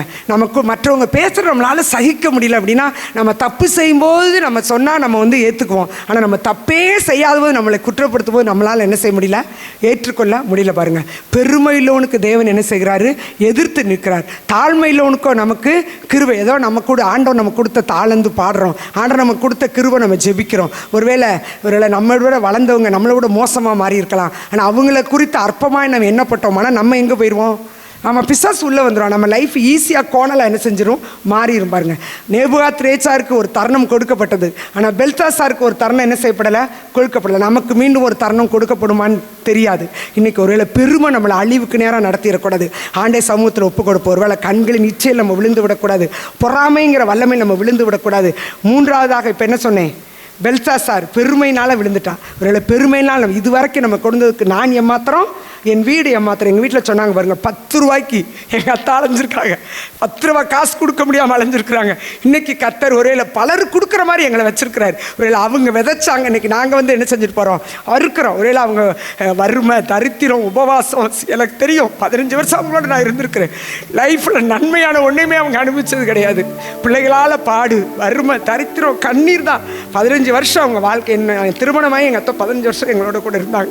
ஆனால் இன்னைக்கு கர்த்தர் எங்களை என்ன செஞ்சு வச்சிருக்காரு, ஆசீர்வாதம் வச்சு. ஆனால் நான் நடந்து வந்த பாதையை மறந்தேன். ஆனால் என்னை போல பரிதவிக்கப்படத்தக்கவன் ஒருவருமே இல்லை பாருங்க. இன்னைக்கு இந்த இடத்துக்கு நான் வந்திருக்கிறேன்னா, நான் நடந்து வந்த பாதை என்னங்கிறத கொஞ்சம் என்ன செய்யணும், யோசித்து வந்து பார்க்கணும். எல்லாமே நமக்கு நல்லா இருந்துச்சுன்னா நம்ம ஆண்டவர் என்ன செய்ய மாட்டோம், தேட மாட்டோம். அவனுக்கு பெல்சாசாருக்கு நல்ல ஒரு நம்பிக்கை இருந்துச்சு. யார் என் கட்டடத்துக்குள்ளே வர முடியும், நான் அவ்வளோ ஒரு பாதுகாப்பில் இருக்கிறேன், யாரும் என்னை அழிக்க முடியாது. நம்ம இன்னைக்கு ஒருவேளை நம்ம நல்லா இருக்கலாம், ஒரு நிமிஷத்தில் ஒரு அழிவு வந்துடும். எப்போ அழிவுன்னு நமக்கு என்ன செய்யாது, தெரியவே தெரியாது. இந்த உஷாக்கா இன்னைக்கு வரல, அவங்க வீட்டுக்காரு முதல் நாள் ஜபத்துக்கு 8:45 வரை ஜபத்தில் இருந்திருக்காரு. வீட்டுக்கு வந்து 10 மணி ஹார்ட் அட்டாக், அப்படியே ஜீவன் போயிடுச்சு. அவருக்கு தெரியாது இன்னைக்கு 1 மணி நேரத்தில் நம்ம செத்து போயிடுமா அப்படின்னு சொல்லி. அதனால் நம்முடைய ஜீவனை குறித்து கரிசனை உள்ளவங்களா இருக்கணும். இன்னைக்கு நம்ம மரித்தால் நம்ம எங்கே போகணும், பரலோகத்துக்கு போகணும் பாருங்க. ஒரு சின்ன பெருமையில விழுந்து நம்ம அழிஞ்சு விடக்கூடாது. ஆண்டை சமூகத்தில் நம்மளை என்ன செய்யணும், ஒப்பு கொடுக்கணும். ஒருவேளை சரியில்லாதவங்க எப்படி வேணாலும் இருந்துருப்பாங்க. அவங்கள குறித்து பேசி பேசி பேசி தேவையில்லாத ஆலோசனைகளை கொடுத்து நம்மளே நம்முடைய குடும்பத்தின் அழிவுக்கு நம்ம என்ன செஞ்சிடக்கூடாது, காரணமாக போய்விடக்கூடாது. ஒருவேளை ஜபத்துக்கு நான் அநேகரை சந்திக்கிறதுனால நான் அநேகரை பார்க்கும்போது என் உள்ளமெல்லாம் நொறுங்குது பாருங்க. பிள்ளைகளை வழி நடத்த தெரியாத பெற்றோர், ஒருவேளை கணவனோடு மிஸ் அண்டர்ஸ்டாண்டிங்கில் வந்தால் திருப்பி போய் உன் புருஷனோட வாழுன்னு சொல்ல தெரியல, திருப்பி நீ தான் பேசணும்னு இறங்கி போகணும்னு தன் பிள்ளையை வழி நடத்த தெரியல பாருங்க. கடந்த நாட்களில் 3 நாளாக ஒரு குடும்பத்தோடு நான் போராடி கொண்டே இருக்கிறேன். இன்னைக்கு எத்தனை குடும்பங்கள் நாசமாய் கொண்டிருக்கு பார்த்தீங்களா, பெருமை. ஒருவேளை இன்னைக்கு அந்த பெருமையின் ஆவி நம்மிடத்தில் காணப்படுமானா, ஆண்ட சமூகத்தில் நம்மளை ஒப்பு கொடுத்து தேவ சமூகத்தில் தாழ்த்துவோம் பாருங்க. நான் உனக்கு முன்பாக போய் கோணலானவைகளை செவையாக்குவேன். நம்ம லைஃப்பில் இருக்க கோணல் செவையாகணும்னா இந்த சுபாவங்களாக நம்மளை விட்டு என்ன செய்யணும், மாறணும் பாருங்க. இன்னைக்கு நம்ம ஆண்டுடைய சமூகத்தில் ஒப்பு கொடுப்போம் பெல்சாசார். அடுத்து ஒரு முக்கியமான ஒரு மனிதன் யூதாஸ். நம்ம எல்லாருக்குமே தெரியும், யூதாஸை குறித்து நம்ம எல்லாருக்குமே தெரியும். தேவ திட்டத்தில் அவன் விலையேற பெற்ற ஒரு பாத்திரம். தன்னுடைய சீசர்கள் 12 பேர் ஆண்டவர் இரவெல்லாம் ஜெபம் பண்ணி தெரிந்தெடுத்தார். இவ்வளோ கர்த்தரே ஒரு மனிதனை தெரிந்தெடுப்பார். அவன் எப்படிப்பட்ட உத்தமனாக இருந்திருக்கு நீங்கள் யோசித்து பாருங்க. அவன் உத்தமனாக இருந்தனால தான் தேவன் அவனை தெரிந்தெடுத்தார். நல்ல பணம் காசு வச்சு இருக்கிற அந்த போஸ்டே அவனுக்கு கொடுத்து வச்சார் பாருங்க. அந்த யூதாஸுக்குள்ள ஒரு நாள் பிசாசு என்ன செஞ்சான், புகுந்தான். இன்னைக்கு வந்திருக்கிற அநேகருடைய இருதயத்தில் பிசாசு புகுந்திருக்கிறான். நான் என்னால் உறுதியாக சொல்ல முடியும். பிசாசு என்ன இந்த வார்த்தை ஆண்டவர் என்னோட அடிக்கடி பேசினா பாருங்க. பிசாசு என்ன செஞ்சுட்டேன், புகுந்துட்டான். பிசாசு புகுவான், பிசாசு நிரப்புவான், பிசாசு ஏவுவான். நீங்கள் எந்த கேட்டகரின்னு பார்த்துக்கங்க. யூதாஸுக்குள்ள வந்து என்ன செஞ்சுட்டான், புகுந்துட்டான். அனனியால் சப்பரால நிரப்பிட்டான். தாவீதை என்ன செஞ்சுட்டான், ஏவிட்டான். சில பேர் அப்படி சொன்னா போதும் பிசாசு விழுந்துரும். சில பேர் உள்ள போனா போது விழுந்துருவாங்க. சிலரை நல்லா நிரப்பி முழுசு வெளியே வரவிடாம வச்சிருக்காங்க. பொருளாசை பாருங்க. ஒரு மனுஷனுக்கு பிசாசினால் கட்டப்பட்ட ஒவ்வொருவரையும் என்னுடைய வாழ்க்கையில் நான் பார்க்குறேன். பொருளாசை எல்லா தீமைக்கு எப்படி இருக்கு, வேற இருக்கு. பொருளாசை தான் எல்லா தீமைக்கு வேறு பாருங்க.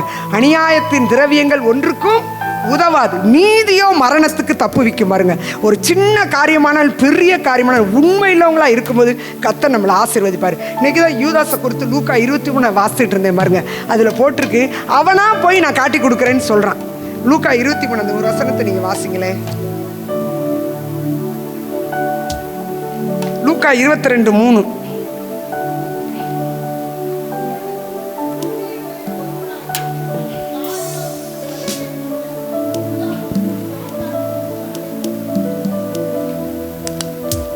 9 வாசிங்கக்கா.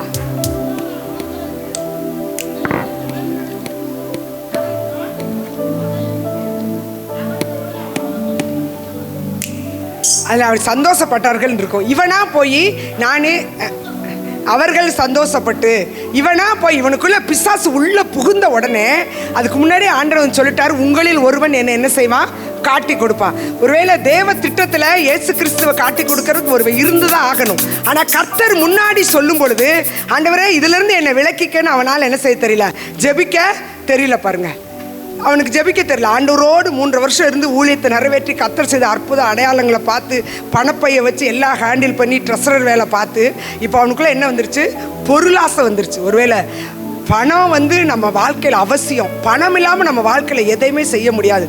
ஆனால் பணமே நம்மளை அழித்து விடுறதுக்கு நம்மளை என்ன செய்யக்கூடாது, ஒப்பு கொடுக்கக்கூடாது. 30 வெள்ளிக்காசுக்காக கூடயே இருந்த ஆண்டவர் என்ன செஞ்சான், காட்டி கொடுத்தா. பாருங்க, ஒருவேளை இன்னைக்கு காசுக்காக எதையும் செய்கிற உலகத்தில் வாழ்ந்து கொண்டிருக்கிறோம். ஆனால் நீங்களும் நானும் கர்த்தருடைய வேதத்தை வாசிக்கிறோம், கர்த்தருடைய வேதத்தை தியானிக்கிறவங்க. ஆனால் நம்முடைய வாழ்க்கையில் ஒரு நாள் இந்த பாவத்துக்கு என்ன செய்யக்கூடாது, இடம் கொடுக்கவே கூடாது. பொருளாசை, அநியாயமாய் சம்பாதிக்கிற ஒரு பணம் நமக்கு தேவையில்லை.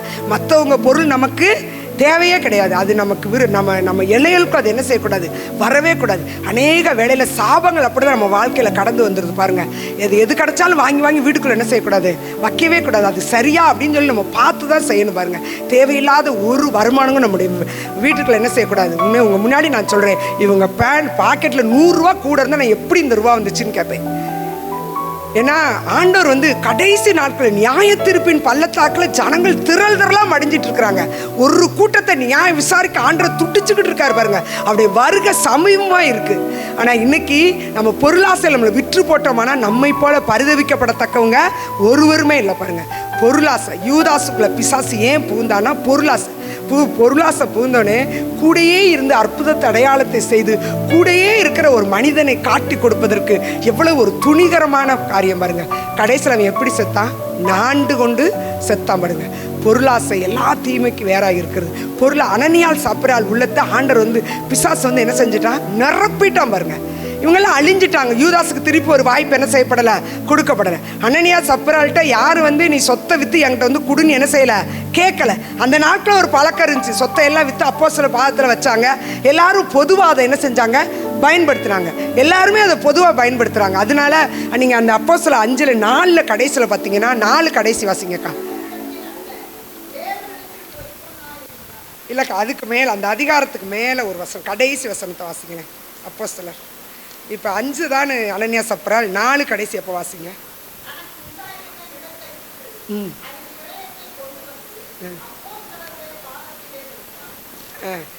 அவன் அதுக்கு முன்னாடி ஒரு குடும்பம் 36 சொல்லுது, சீப்புரு தீவானும் லேவியனும் அப்போஸ்தலராலே ஆறுதலின் மகன் என்னும் அர்த்தங்கொள்ளும் பர்னபா என்னும் மறுபேர் பெற்றவனாகிய யோசே என்பவன் தனக்கு உண்டாயிருந்த நிலத்தை விற்று அதன் கிரயத்தை கொண்டு அப்போஸ்தலர் பாதத்தில் வைத்தான்.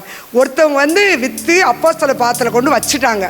இதை பார்த்தோன்னே அனனியா சப்பராலுக்கு என்ன நம்மளும் கொண்டு வைக்கணும்னு ஆசை இருக்குது. ஆனால் முழுசாக கொடுக்க என்ன இல்லை, இஷ்டமே இல்லை. பாருங்க, 2 பேரும் சேர்ந்து துணிகரமாக ஆண்டவருடைய சமூகத்தில் என்ன செஞ்சாங்க, போய் சொன்னாங்க. இன்றைக்கி நம்முடைய வாழ்க்கையில் கர்த்தர் நம்ம கொடுத்துருக்க குடும்ப வாழ்க்கையில் கணவன் தப்பு செஞ்சால் மனைவி தப்புன்னு என்ன செய்யணும், சொல்லணும். அப்படியே 2 பேரும் சேர்ந்து தப்புக்கு ஒத்து என்ன செய்யக்கூடாது, போகக்கூடாது. அன்னைக்கு ஒருவேளை அந்த காலத்து மாதிரி இன்னைக்கு இருந்தோன்னா நம்மளை இன்னைக்கு அநேகர் இருந்திருக்கவே மாட்டோம். ஒரே நல்ல கதை முடிஞ்சிச்சு அனனியாவுக்கு சப்பராலும். ஏன்னா பிசாசு அவங்க இருதயத்தில் என்ன செஞ்சுட்டான், புகுந்துட்டான். பாருங்க, அவங்க இருதயத்தில் புகுந்ததுனால அவங்ககிட்ட இருந்த அந்த பண ஆசை, அந்த பொருளாசை அவங்கள அழிவுக்கு நேரம் என்ன செஞ்சிருச்சு, நடத்திருச்சு. ஒருவேளை பிசாசு நம்ம லைஃப்பை எப்படியெல்லாம் கோணலாக்குங்கிறதுக்கு நான் ஒன்றா ஒவ்வொரு எடுத்துக்காட்டாக உங்களுக்கு சொல்லிட்டு வரேன். இப்போ இவங்க உள்ளத்தில் எப்படி புகுந்துச்சு, பொருளாசை. ஒருவேளை இன்னைக்கு பொருளாசையோடு கூட இருக்கிறோமா, நம்ம திருமணமாகி நம்ம பிள்ளைகளை கல்யாணம் பண்ணி கொடுத்தோன்னா அவங்க குடும்ப விஷயத்தில் நம்ம என்ன செய்யவே கூடாது, தலையிடவே கூடாது. கர்த்தர் அவங்களுக்கு கொடுத்த குடும்பம், மாமியாருக்கு நகையை கொடுக்காத, நாத்தனாருக்கு நகையை கொடுக்காத, வீடு கட்டுறதுக்கு இடம் கொடுக்காத, அவள் ஒரு மாதம் சோறு போடட்டும், நீ ஒரு மாதம் சோறு போடு. அன்னைக்கு ஞானேஷ் பாஸ்டர் செய்தி ஒன்று கேட்டேன், யாராவது தாய் தகப்பனை ஒவ்வொரு மாதம் ஒவ்வொரு குடும்பத்துக்கு அனுப்பிக்கிட்டு இருந்தீங்க செத்து போவீங்க அப்படின்னு சொல்லிட்டார். உங்களுக்கு வயசான காலத்தில் பெற்றோரை பராமரிக்க கர்த்தர் உங்களுக்கு கொடுத்த கிருபை, நான் பார்க்குறேன்னு சொல்லணும். நான் ஒரு மாதம் மாத்திரம் 2 பிள்ளை தானே, நீ ஒரு மாதம் மாறும் என்ன செய்யக்கூடாது, சொல்லக்கூடாது. எனக்கு கொடுத்த கிருபைக்காக ஆண்டவருக்கு என்ன செய்யணும், நன்றி சொல்லணும். பாருங்க, நீ குடும்பங்கள் கர்த்தருடைய பார்வையில் விலையேறப்பட்டதா இருக்கு. அநேக காரியத்தை என்னன்னே தெரியாமல் ஆவிக்குரிய மனக்கண்கள் குருடாக்கப்பட்டிருக்கனால அநேகர் ஆசீர்வாதத்தை இழக்கிறாங்க. எங்கள் ஸ்கூல் கிடையாது ஒரு அம்மா சாப்பாடை கொண்டு வந்துச்சு பாருங்க, என்னத்தையோ ஸ்நாக்ஸ் பையில் எல்லாத்தையும் கொண்டு பைய வச்சு கொடுத்துட்டு, பாப்பா நீ யாருக்கும் கொடுக்கக்கூடாது, நீயே என்ன செஞ்சிரு, சாப்பிட்ரு, எல்லாத்தையும் நீயே சாப்பிட்றணும்.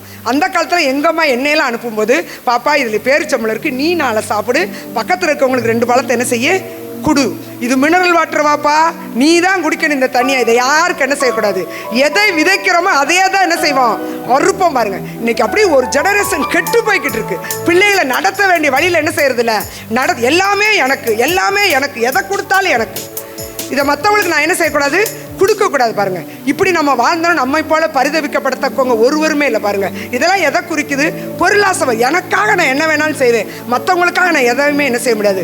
என் புருஷனுக்காக நான் காலையிலேருந்து சமைக்க முடியும், என் புருஷனுக்காக எல்லா வேலையும் செய்ய முடியும். ஆனால் என் மாமியாருக்காக நான் என்ன செய்ய முடியாது, எந்த வேலையும் என்னால் செய்ய முடியாது. அது எனக்கு கடினம். என் புருஷனுக்காக செய்ய முடியும், என் பிள்ளைகளுக்காக என்ன செய்ய முடியும், செய்ய முடியும். ஆனால் என் மாமியாருக்காக என்னால் எந்த வேலை என்ன செய்ய முடியாது, செய்யாது. கணக்கு கேட்கிற தேவன் நம்ம உலாவி கொண்டிருக்காரு. பாருங்க, குடும்பம் இன்னைக்கு கோணலாகி போகிறதுக்கு என்ன காரணம், ஆமாம், நம்முடைய கிரியை தான் நீ கோணலாக போய்கிட்டு இருக்கு. பாருங்க, இன்னைக்கு ஆண்டோடைய சமூகத்தில் நம்ம எதெல்லாம் நம்ம சரிப்படுத்தணுமோ அதெல்லாம் நம்ம சரிப்படுத்தும் போது தான் நம்ம ஆசீர்வாதத்தை என்ன செய்ய முடியும், சுதந்திரிக்க முடியும். பாருங்க, ஒருவேளை கர்த்தர் நம்ம கொடுத்த கணவனுக்காக ஆண்டவருக்கு நன்றி செலுத்தணும். ஆனால் அந்த கணவனை தந்த பெற்றோருக்காக ஜீவனுள்ள நாளெல்லாம் நம்ம எப்படி இருக்கணும், ஒருவேளை அவங்க ஆகாதவங்களா இருக்கலாம், தள்ளப்பட்டவங்களா இருக்கலாம், பிரயோஜனமற்ற பார்த்தவங்களா, ஆனால் நமக்கு அவங்க தகப்பன், நமக்கு அவங்க தாய். பாருங்க, அவங்கள போசிக்க வேண்டியது நம்மையில் விழுந்தா கடமையா இருக்கு. இன்னைக்கு ஆண்டோடைய சமூகத்தில் ஒருவேளை பொருளாசையில் விழுந்து நம்ம இருந்தோம்னா இன்னைக்கு ஆண்ட சமூகத்தில் நம்ம ஒப்பு கொடுக்கும். இதெல்லாம் நம்முடைய வாழ்க்கையை பிசாசு கோணலாக்கிறதுக்கு நம்ம கொடுக்குற சந்தர்ப்பம். பாருங்க, இதெல்லாம் நம்மளை விட்டு எடுத்து போடும்படியா நம்ம ஆண்டோடைய சமூகத்தில் என்ன செய்யணும், சொல்லணும். நீ அடுத்து ஒரு நபர், அது யார் அப்படின்னா தீத்துவின் புஸ்தகம் 1ஆம் அதிகாரம் 3ஆம் வசனம் நினைக்கிறேன். கிரேத்தா தீவார் ஓயா பொய்யர் அப்படின்னு இருக்கும். அந்த வசனத்தை வாசிங்கக்கா. தீத்து வசனத்தை எழுதாம இருக்கேன் அப்படியே.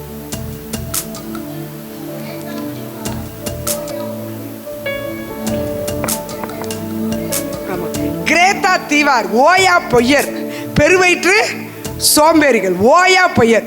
2வது, நம்முடைய குடும்பம் பிசாசு ஏன் நம்ம குடும்பத்தில் உள்ள போறோம்னா பொய். ஆண்டவர் விரும்பாத ஒரு காரியம் என்னது, பொய். பாருங்க, இந்த கிரேத்தா தீவார் எப்படி இருந்தாங்க, ஓயா பொய்யராக இருந்தாங்க. சிலருடைய லைஃப்பில் பாருங்க, வாயை திறந்தாலே பொய் தான். பொய் பேசுறது அவங்க லைஃப்பில் டெய்லி ஒரு ரொட்டீனாக இருக்கும். சின்ன சின்ன காரியத்துக்கு என்ன செஞ்சுட்டே இருப்பாங்க, பொய் சொல்லிக்கிட்டே இருப்பாங்க. சின்ன சின்ன காரியத்துக்கு நம்ம பொய் சொன்னோம்னா பிசாசு நம்முடைய சரீரத்தை கட்டாயம் என்ன செய்வான், ஆளுகை செய்வான். பொய் சொல்கிறத ஆண்டவர் என்ன செய்யறதில்ல, அவருக்கு ஒரு நாமம், எவ்வளவு வேணும் பொய்யுரையாத தேவன், எவ்வளவு வேணும் பொய்யுரையாத தேவன், அவருடைய நாமமே பொய்யுரையாத தேவன். ஆனால் என்னுடைய வாழ்க்கையில் பொய்யே பேசிகிட்டே இருந்தேன்னா என் லைஃப்பில் நிச்சயமாக பிசாசு வரும். நீங்கள் பலவேளை நம்ம நினைப்போம், ஜெபிக்கும் போது நல்லா ஆடி டங்கு டங்குன்னு விழுந்தா தான் பிசாசு. அப்படி இல்லை. சில பிசாசு வெளியே தெரியாமல் உள்ளே இருந்து நம்மளை சைலண்ட் கில்லராக கொன்றும்.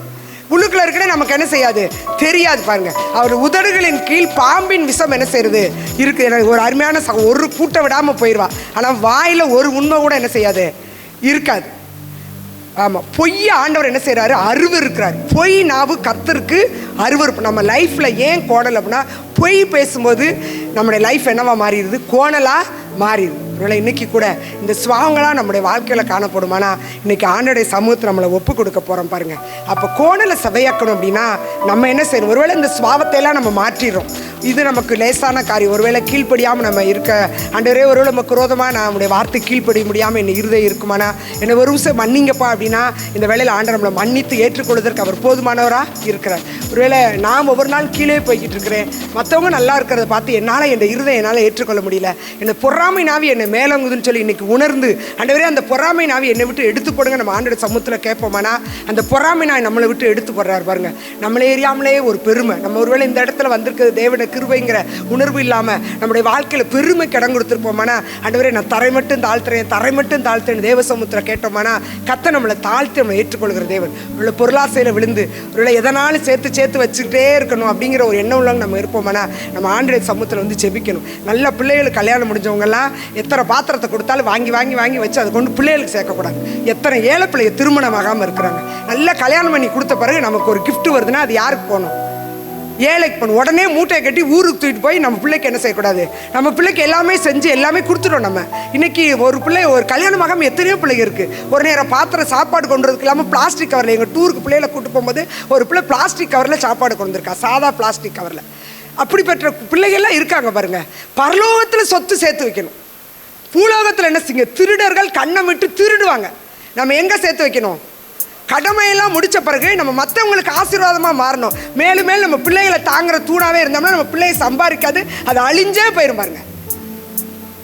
அப்படிப்பட்ட உணர்வோடு கூட நமக்கு ஒருவேளை நம்முடைய பிள்ளைகள் ஆசீர்வாதமாக இருக்கும்போது, நம்ம வீட்டில் 3 டிஃபன் பாக்ஸ் இருக்கும்போது 4வது டிஃபன் பாக்ஸ் நம்ம பிள்ளைகளுக்கு தேவையில்லை.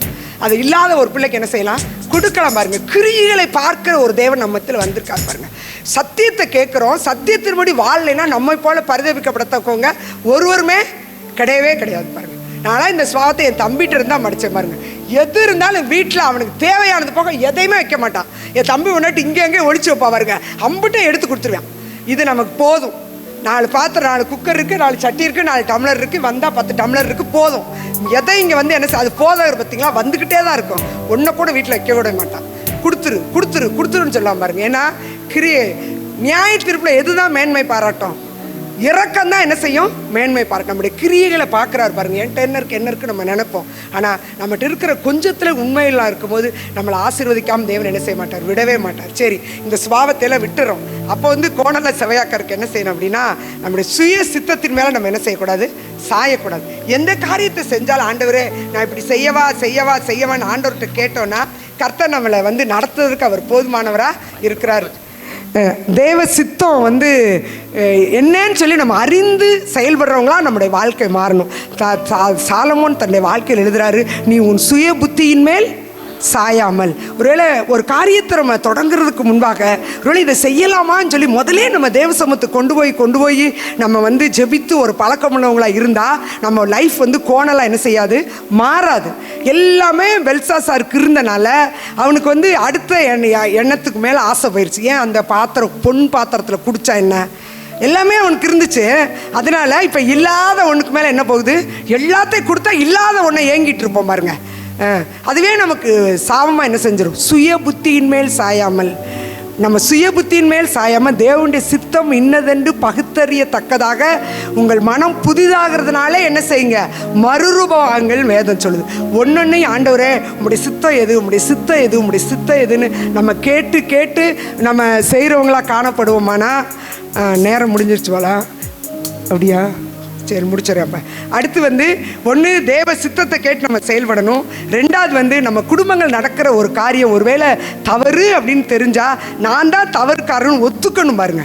நான் இல்லைன்னு என்ன செஞ்சுட்டே இருக்கக்கூடாது? சொல்லிக்கிட்டே இருக்கக்கூடாது. அந்த தவறுக்கு நீங்கள் அதை வந்து வசனம் எல்லாத்துக்குமே இருக்குது, எனக்கு சொல்ல நேரம் இல்லை. 3வது வசனத்தின்படி நம்ம நடக்கணும். வசனத்தை வாசிக்கிறவங்களா மாத்திரம் இல்லை, வசனத்தின்படி நடக்கிறவங்களா நம்ம என்ன செய்யணும்? இருக்கணும். அப்படி இருக்கும்போது மாத்திரம்தான் நம்ம ஆசீர்வாதத்தை என்ன செய்வோம்? சோர்ந்திருப்போம். இல்லை நம்மை போல பரிதவிக்கப்படத்தக்க ஒருவரும் இல்லை. இன்னைக்கு வந்திருக்க நம்முடைய வாழ்க்கையில் ஒருவேளை பிசாசு நம்மளை அழிச்ச எல்லா சுபாவத்தையும் நான் உங்கள்கிட்ட சொல்லிட்டேன். ஒருவேளை பிசாசு அழிக்க கூடாத ஒரு வாழ்க்கை வாழணும்னா தெய்வ சித்தத்தை மையமாக கொண்டு ஓடணும். ஒவ்வொரு நாளும் ஆண்டவரே என் பிள்ளை படிப்பா, நான் என்ன செய்யணும்? ஒருவேளை திருமணமாக நான் என்ன செய்யணும்? நான் வீடு கட்டணுமா, நான் என்ன செய்யணும்? அது கூட மாத்திரமல்ல, எனக்கு ரொம்ப கோபமாக வருது ஆண்டவரே, நான் சாந்தமாக தான் இருக்கணும்னு நினைக்கிறேன், ஆனால் எனக்கு கோபம் வருது, நான் என்ன செய்யணும்? ஆண்டவர்கிட்டே கேட்கணும். என் சரீரம் பலவீனம், என்ன செய்யணும்? ஆண்டவர்கிட்டே கேட்கணும். ஒன்னொன்னே கர்த்தர்கிட்ட நம்ம கேட்டோம்னா அவர் நம்மளை சரியா என்ன செய்வார்? நடத்திட்டு போவார். ஆனா இந்த சுபாவங்கள் மேலவங்க இடம் கொடுத்தோம்னா ஒரு நாள் நம்ம ஆசீர்வாதத்துக்கு நேரம் என்ன செய்ய முடியாது? நடத்தப்பட முடியாது. எல்லாரும் எந்திரிங்க, நம்ம ஜெபம் பண்ணுவோம். கர்த்தர் நல்லவர்.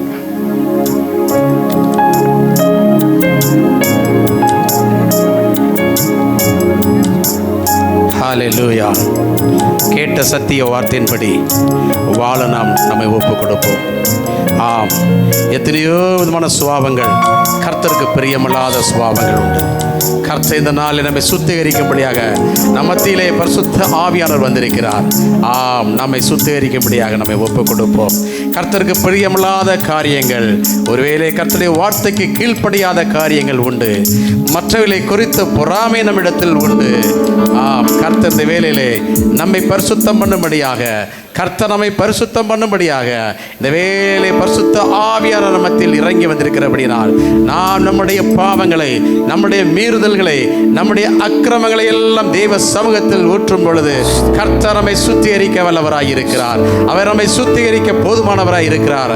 ஆம், தேவ வசனத்தினாலும் அவர் பரிசுத்த ஆவியினாலும் நம்மை அவர் சுத்திகரிக்கிறவர். அவர் நம்மை சுத்திகரிக்கிற தேவன் நம்மத்தில் வந்திருக்கிறபடினால் நாம் யாருடைய வாய்களை திறந்து நம்முடைய நிலை என்ன என்பதை தேவ சமூகத்தில் ஒப்புக் கொடுக்கும் பொழுது, அறிக்கை செய்யும் பொழுது கர்த்தர் நம்மை பரிசுத்தப்படுத்தி ஆம், அவர் நம்மை பரிசுத்தப்படுத்துகிற சித்தமுள்ளவராய் இருக்கிறார். எனவே நாம் ஒப்புக் கொடுப்போமா? தொடர்ந்து நம்மை தாழ்த்துவோம் நம்மை. ஸ்தோத்தரிக்கிறோம் ஆண்டவரே, நன்றியோடு கூட உம்மை துதிக்கிறோம் ஐயா, உம்மை ஸ்தோத்தரிக்கிறையா ஆண்டவரே. ஒரு வாக்குத்தத்தம் பண்ணீங்கப்பா, நான் உனக்கு முன்பாக போய் கோணலான எல்லாவற்றையும் சபையாக்குவேன் என்று சொல்லி ஆண்டவரே கோரஸுக்காக நீ செயல்பட்டீரையா ஆண்டவரே. வானத்தை திறந்தீரையா, வெண்கல கதவுகளை உடைத்தீரையா, இரும்பு தாழ்பால்களை முறித்தீரையா, கோணலான எல்லாவற்றையும் சபையாக்கினரையா. இன்றைக்கு வந்திருக்க நம்முடைய பிள்ளைகள் தனிப்பட்ட வாழ்க்கையில் சமாதானம் இல்லாதபடி ஆண்டவரே அப்பா ஆண்டவரே கண்ணீரின் பள்ளத்தாக்கு உருவ நடந்து என்ன செய்வது என்று தெரியாதபடி கோணலான பாதையில் நடந்து நிற்பதற்கு பலன் இல்லாமல் கூனி குறுகி உடைய சமூகத்தில் வந்திருக்க எங்கள் பிள்ளைகளுக்காக மனதார உம்மை துதிக்கிறோம், உம்மை ஸ்தோத்திரிக்கிறோம் ஐயா. இன்றைக்கு வந்திருக்க நம்முடைய பிள்ளைகளுடைய வாழ்க்கையில வெண்கல கதவை ஒட்டைங்கப்பா, இரும்பு தாப்பால்களை முறிங்கப்பா, ஒளிப்படுத்தி புதல்களை கொட்டுங்கப்பா. உம்மிடத்தில் இரக்கம் உண்டப்பா, உம்மிடத்தில் கிருபை உண்டையா, உம்மிடத்தில் இரக்கம் உண்டையா, உம்மிடத்தில் கிருபை உண்டப்பா. உம்மை போல ஒரு நல்லதே ஒருவரும் இல்லப்பா. அசைவாடுகிறவரையா நீர், அசைவாடுகிறவரையா நீர், அசைவாடுகிறவரையா நீர், அசைவாடுகிற தேவனப்பா. தம்முடைய பிள்ளையுடைய வாழ்க்கையில நீர் கிருபையா இறங்கும்படியா நாங்கள் ஜெபிக்கிறையா ஆண்டவரே. உமக்கு நன்றி செலுத்துறையா. ஒரு இளமை துக்கப்படுத்தி இருக்கலையா, உமோடு கூட உறவை இழந்து ஆண்டவரே ஒரு வெளிப்பார்வையில் எல்லாம் நன்றாய் இருப்பது போல காணப்பட்டு ஆண்டவரே அந்தரங்கத்துல உடைய அன்பை விட்டு தூரமாய் போயிருந்திருக்கலாமப்பா. கர்த்தர் கிருபையா இறங்கப்பா. ஒரு சவுளை போல ஆண்டவரே பொறாமைப்பட்டு எங்கள் ஆசீர்வாதத்தை இழந்தவர்களாய் நாங்கள் காணப்படலாமப்பா. ஆண்டவரே எங்களை தயவாய் நீர் மன்னிப்பீராக ஆண்டவரே, எங்களை தயவாய் மன்னிப்பீராகப்பா. ஆண்டவரே இந்த பொறாமைங்கிற சுபாவம் எங்களை விட்டு வெளியேறட்டையா ஆண்டவரே, எங்களை விட்டு வெளியேறட்டும் ஆண்டவரே. அப்பா உமக்கு நன்றி செலுத்துறோம் ஐயா. ஆண்டவரே எங்களுக்கு தாளந்துகளை கொடுத்திருக்கிறீர், எங்களுக்கு கிருபை வரங்களை கொடுத்திருக்கிறீர், எங்களுக்கு அபிஷேகத்தை கொடுத்திருக்கிறோம். அதற்காக உம்மை துதிக்கிறோம், உம்மை ஸ்தோத்திரிக்கிறோம். ஒரு நாள் அதை குறித்து நாங்கள் மேன்மை பாராட்டி விடாது. ஒருவேளை எங்களுக்கு மூத்தவர்கள் ஒருவேளை அந்த அபிஷேகத்துல பின்தங்கினவங்களா இருக்கலாம், எல்லாத்தையும் இழந்தவங்களா இருக்கலாம். அதை குற்றப்படுத்தாதபடி எங்களை நாங்களே சீர்தூக்கி பார்த்துக்கொள்ள கர்த்தர் உதவி செய்ய வேண்டும் என்று செபிக்கிறோம். ஒரு ராத்திரியில ஆண்டவரே கை உறுப்பு எழுதப்பட்டதையா ஆண்டவரே, நாங்கள் குறைவாக காணப்பட்ட பகுதி உண்டாகுமானால் கர்த்தர் இன்னைக்கு தயவாய் மன்னிப்பீராக. ஆவியானவர் இன்னைக்கு தயவாய் மன்னிப்பீராக. ஆவியானவர் இன்னைக்கு தயவாய் மன்னிப்பீராக. உம்முடைய தயவுள்ள கரத்தை, உம்முடைய தயவுள்ள கரத்தை கர்த்தர் எங்கள் மேல் வைப்பீராகப்பா, எங்கள் மேல் வைப்பீராகப்பா. ஆண்டவரே உமக்கு நன்றி செலுத்துறோம் ஐயா. ஆண்டவரே அந்த பெருமையின் சுவாபம் எங்களை விட்டு வெளியேறுவதாக. ஆண்டவரே பொருளாசை ஆண்டவரே, ஆண்டவரே உணவை கொடுத்திருக்கிறீங்க, கொடுக்க உடைய கொடுத்திருக்கிறீங்க, இருக்க இடத்தை கொடுத்திருக்கிறீங்க. ஆண்டவரே ஒரு நேரம் படுக்கிறதுக்கு இடம் இல்லாம பஸ் ஸ்டாண்ட்ல படுத்திருக்க எத்தனையோ பிள்ளைகள் உண்டப்பா. ஆண்டவரே மழை காலத்துல படுக்க முடியாம உட்கார்ந்து இருக்கவங்க எத்தனையோ பிள்ளைகள் உண்டப்பா. ஆசீர்வதிச்சிருக்கிறீங்கப்பா, நல்ல வீட்டை கொடுத்திருக்கிறீங்கப்பா. ஆண்டவரே நல்ல சாப்பாடுறதுக்கு உணவு உடுக்க உடைய கொடுத்திருக்கிறீங்கப்பா. இல்லாத ஒன்றுக்காக நாங்கள் ஏங்கி பெல்சாத்சாரை போல நாங்கள் ஆசீர்வாதத்தை இழந்து விடக்கூடாதையா. உணர்வுள்ள இருதயம் இயேசுவின் நாமத்தில் எங்களுக்கு உருவாக்கப்படுவதாக. ஆண்டவரே உமோடு கூட ஊழியத்தை நிறைவேற்றினானையா, உமோடு கூட சாப்பிட்டானையா, உமோடு கூட தாளத்தில் கையிட்டானையா, அவனே உண்மை காட்டி கொடுத்தானையா. பொருளாசை வந்தபோது தன்னுடைய நிலைமை இன்னதென்பதை மறந்து போனானையா. ஒருவேளை இன்னைக்கு கூட அப்படிப்பட்ட அனுபவத்தோடு நாங்கள் இருப்போம்னா, பொருளாசை எல்லா தீமைக்கு வேற இருக்குதப்பா. யாருடைய காரியமே எங்களுக்கு வேணாம்ப்பா, யாருடைய காரியமே எங்களுக்கு வேணாம்ப்பா. நீதியோ மரணத்தை தப்புவிக்கும், அநியாயத்தின் திரவியங்கள் ஒன்றுக்கும் உதவாது. எனக்கு பிசாசு ஆளுகை செய்கிற இடம் அதுதான் ஐயா. பொருளாசை எங்களை விட்டு விலகுவதாக, பொருளாசை எங்களை விட்டு விலகுவதாக. உங்களுக்கு இருக்கிறவைகள் போதும் என்று எண்ணுங்கள் என்று வேதம் சொல்கிறது. ஆண்டவரே அந்த கிருபைகளை தருவீராக. எங்க பலத்தால் அது முடியாதையா, எங்க பலத்தால முடியாதப்பா. எங்களை ஆசீர்வதிக்கவே இந்த உலகத்துக்கு கடந்து வந்தீரையா. உங்களுடைய கிருபை பெருகட்டும் ஐயா. அந்த கிரேத்தா தீவார் ஓயா பொய்யரையா. அன்றே பொய் நாவு கர்த்தருக்கு அருவருப்பானதையா. உண்மை இல்ல உள்ள மனுஷன் பரிபூர்ண ஆசீர்வாதங்களை பெறுவானப்பா. ஆண்டவரே, இந்த வேளையில ஆண்டவரே பெருவயிற்று சோம்பேறியாக ஆண்டவரே நாங்கள் காணப்படுவோமானால் எங்களை மன்னிக்க வேண்டும் என்று நாங்கள் ஜெபிக்கிறோம். அசைவாடுகிற ஆவியானவரையா, நீர் அசைவாடுகிற ஆவியானவரையா, அசைவாடுகிற ஆவியானவரப்பா, நீர் எங்களுக்காய் கடந்து வருமையா, எங்களுக்காய் கடந்து வருமா. அருமையான பிள்ளைகளுக்காக ஐயா அந்த மத்தியான வெயில்ல உண்மை சார்ந்து உடைய பாதத்தில் வந்திருக்கிறாங்க ஆண்டவரே. இந்த அழைப்பு அநேகருக்கு கொடுக்கப்பட்டுச்சுப்பா. ஆனா ஒரு சிலர் கடந்து வந்திருக்காங்க ஆண்டவரே. இவர்களை உடைய சமூகத்தில் நான் ஒப்பு கொடுத்து ஜெபிக்கிறோம் ஆண்டவரே. தேவைகளோடு வந்திருக்க எங்கள் பிள்ளைகளுக்காக நாங்கள் ஜெபிக்கிறோம். எதிர்காலம் கேள்விக்குறியா இருக்கிறதே என்று சொல்லி ஏக்கத்தோடு வந்திருக்க தம்முடைய பிள்ளைகளப்பா ஆண்டவரே நிரப்பி அனுப்பிடுங்கப்பா. சொன்னதை செய்யும் அளவு கைவிடாத தேவனப்பா, நீர் கூட இருக்கிறீர். உமக்கு நன்றி சொல்றேன். வியாதி பலவீனத்தோடு வந்திருப்பார்களா, எல்லா வியாதி இந்த வேளையில மறைந்துரும்.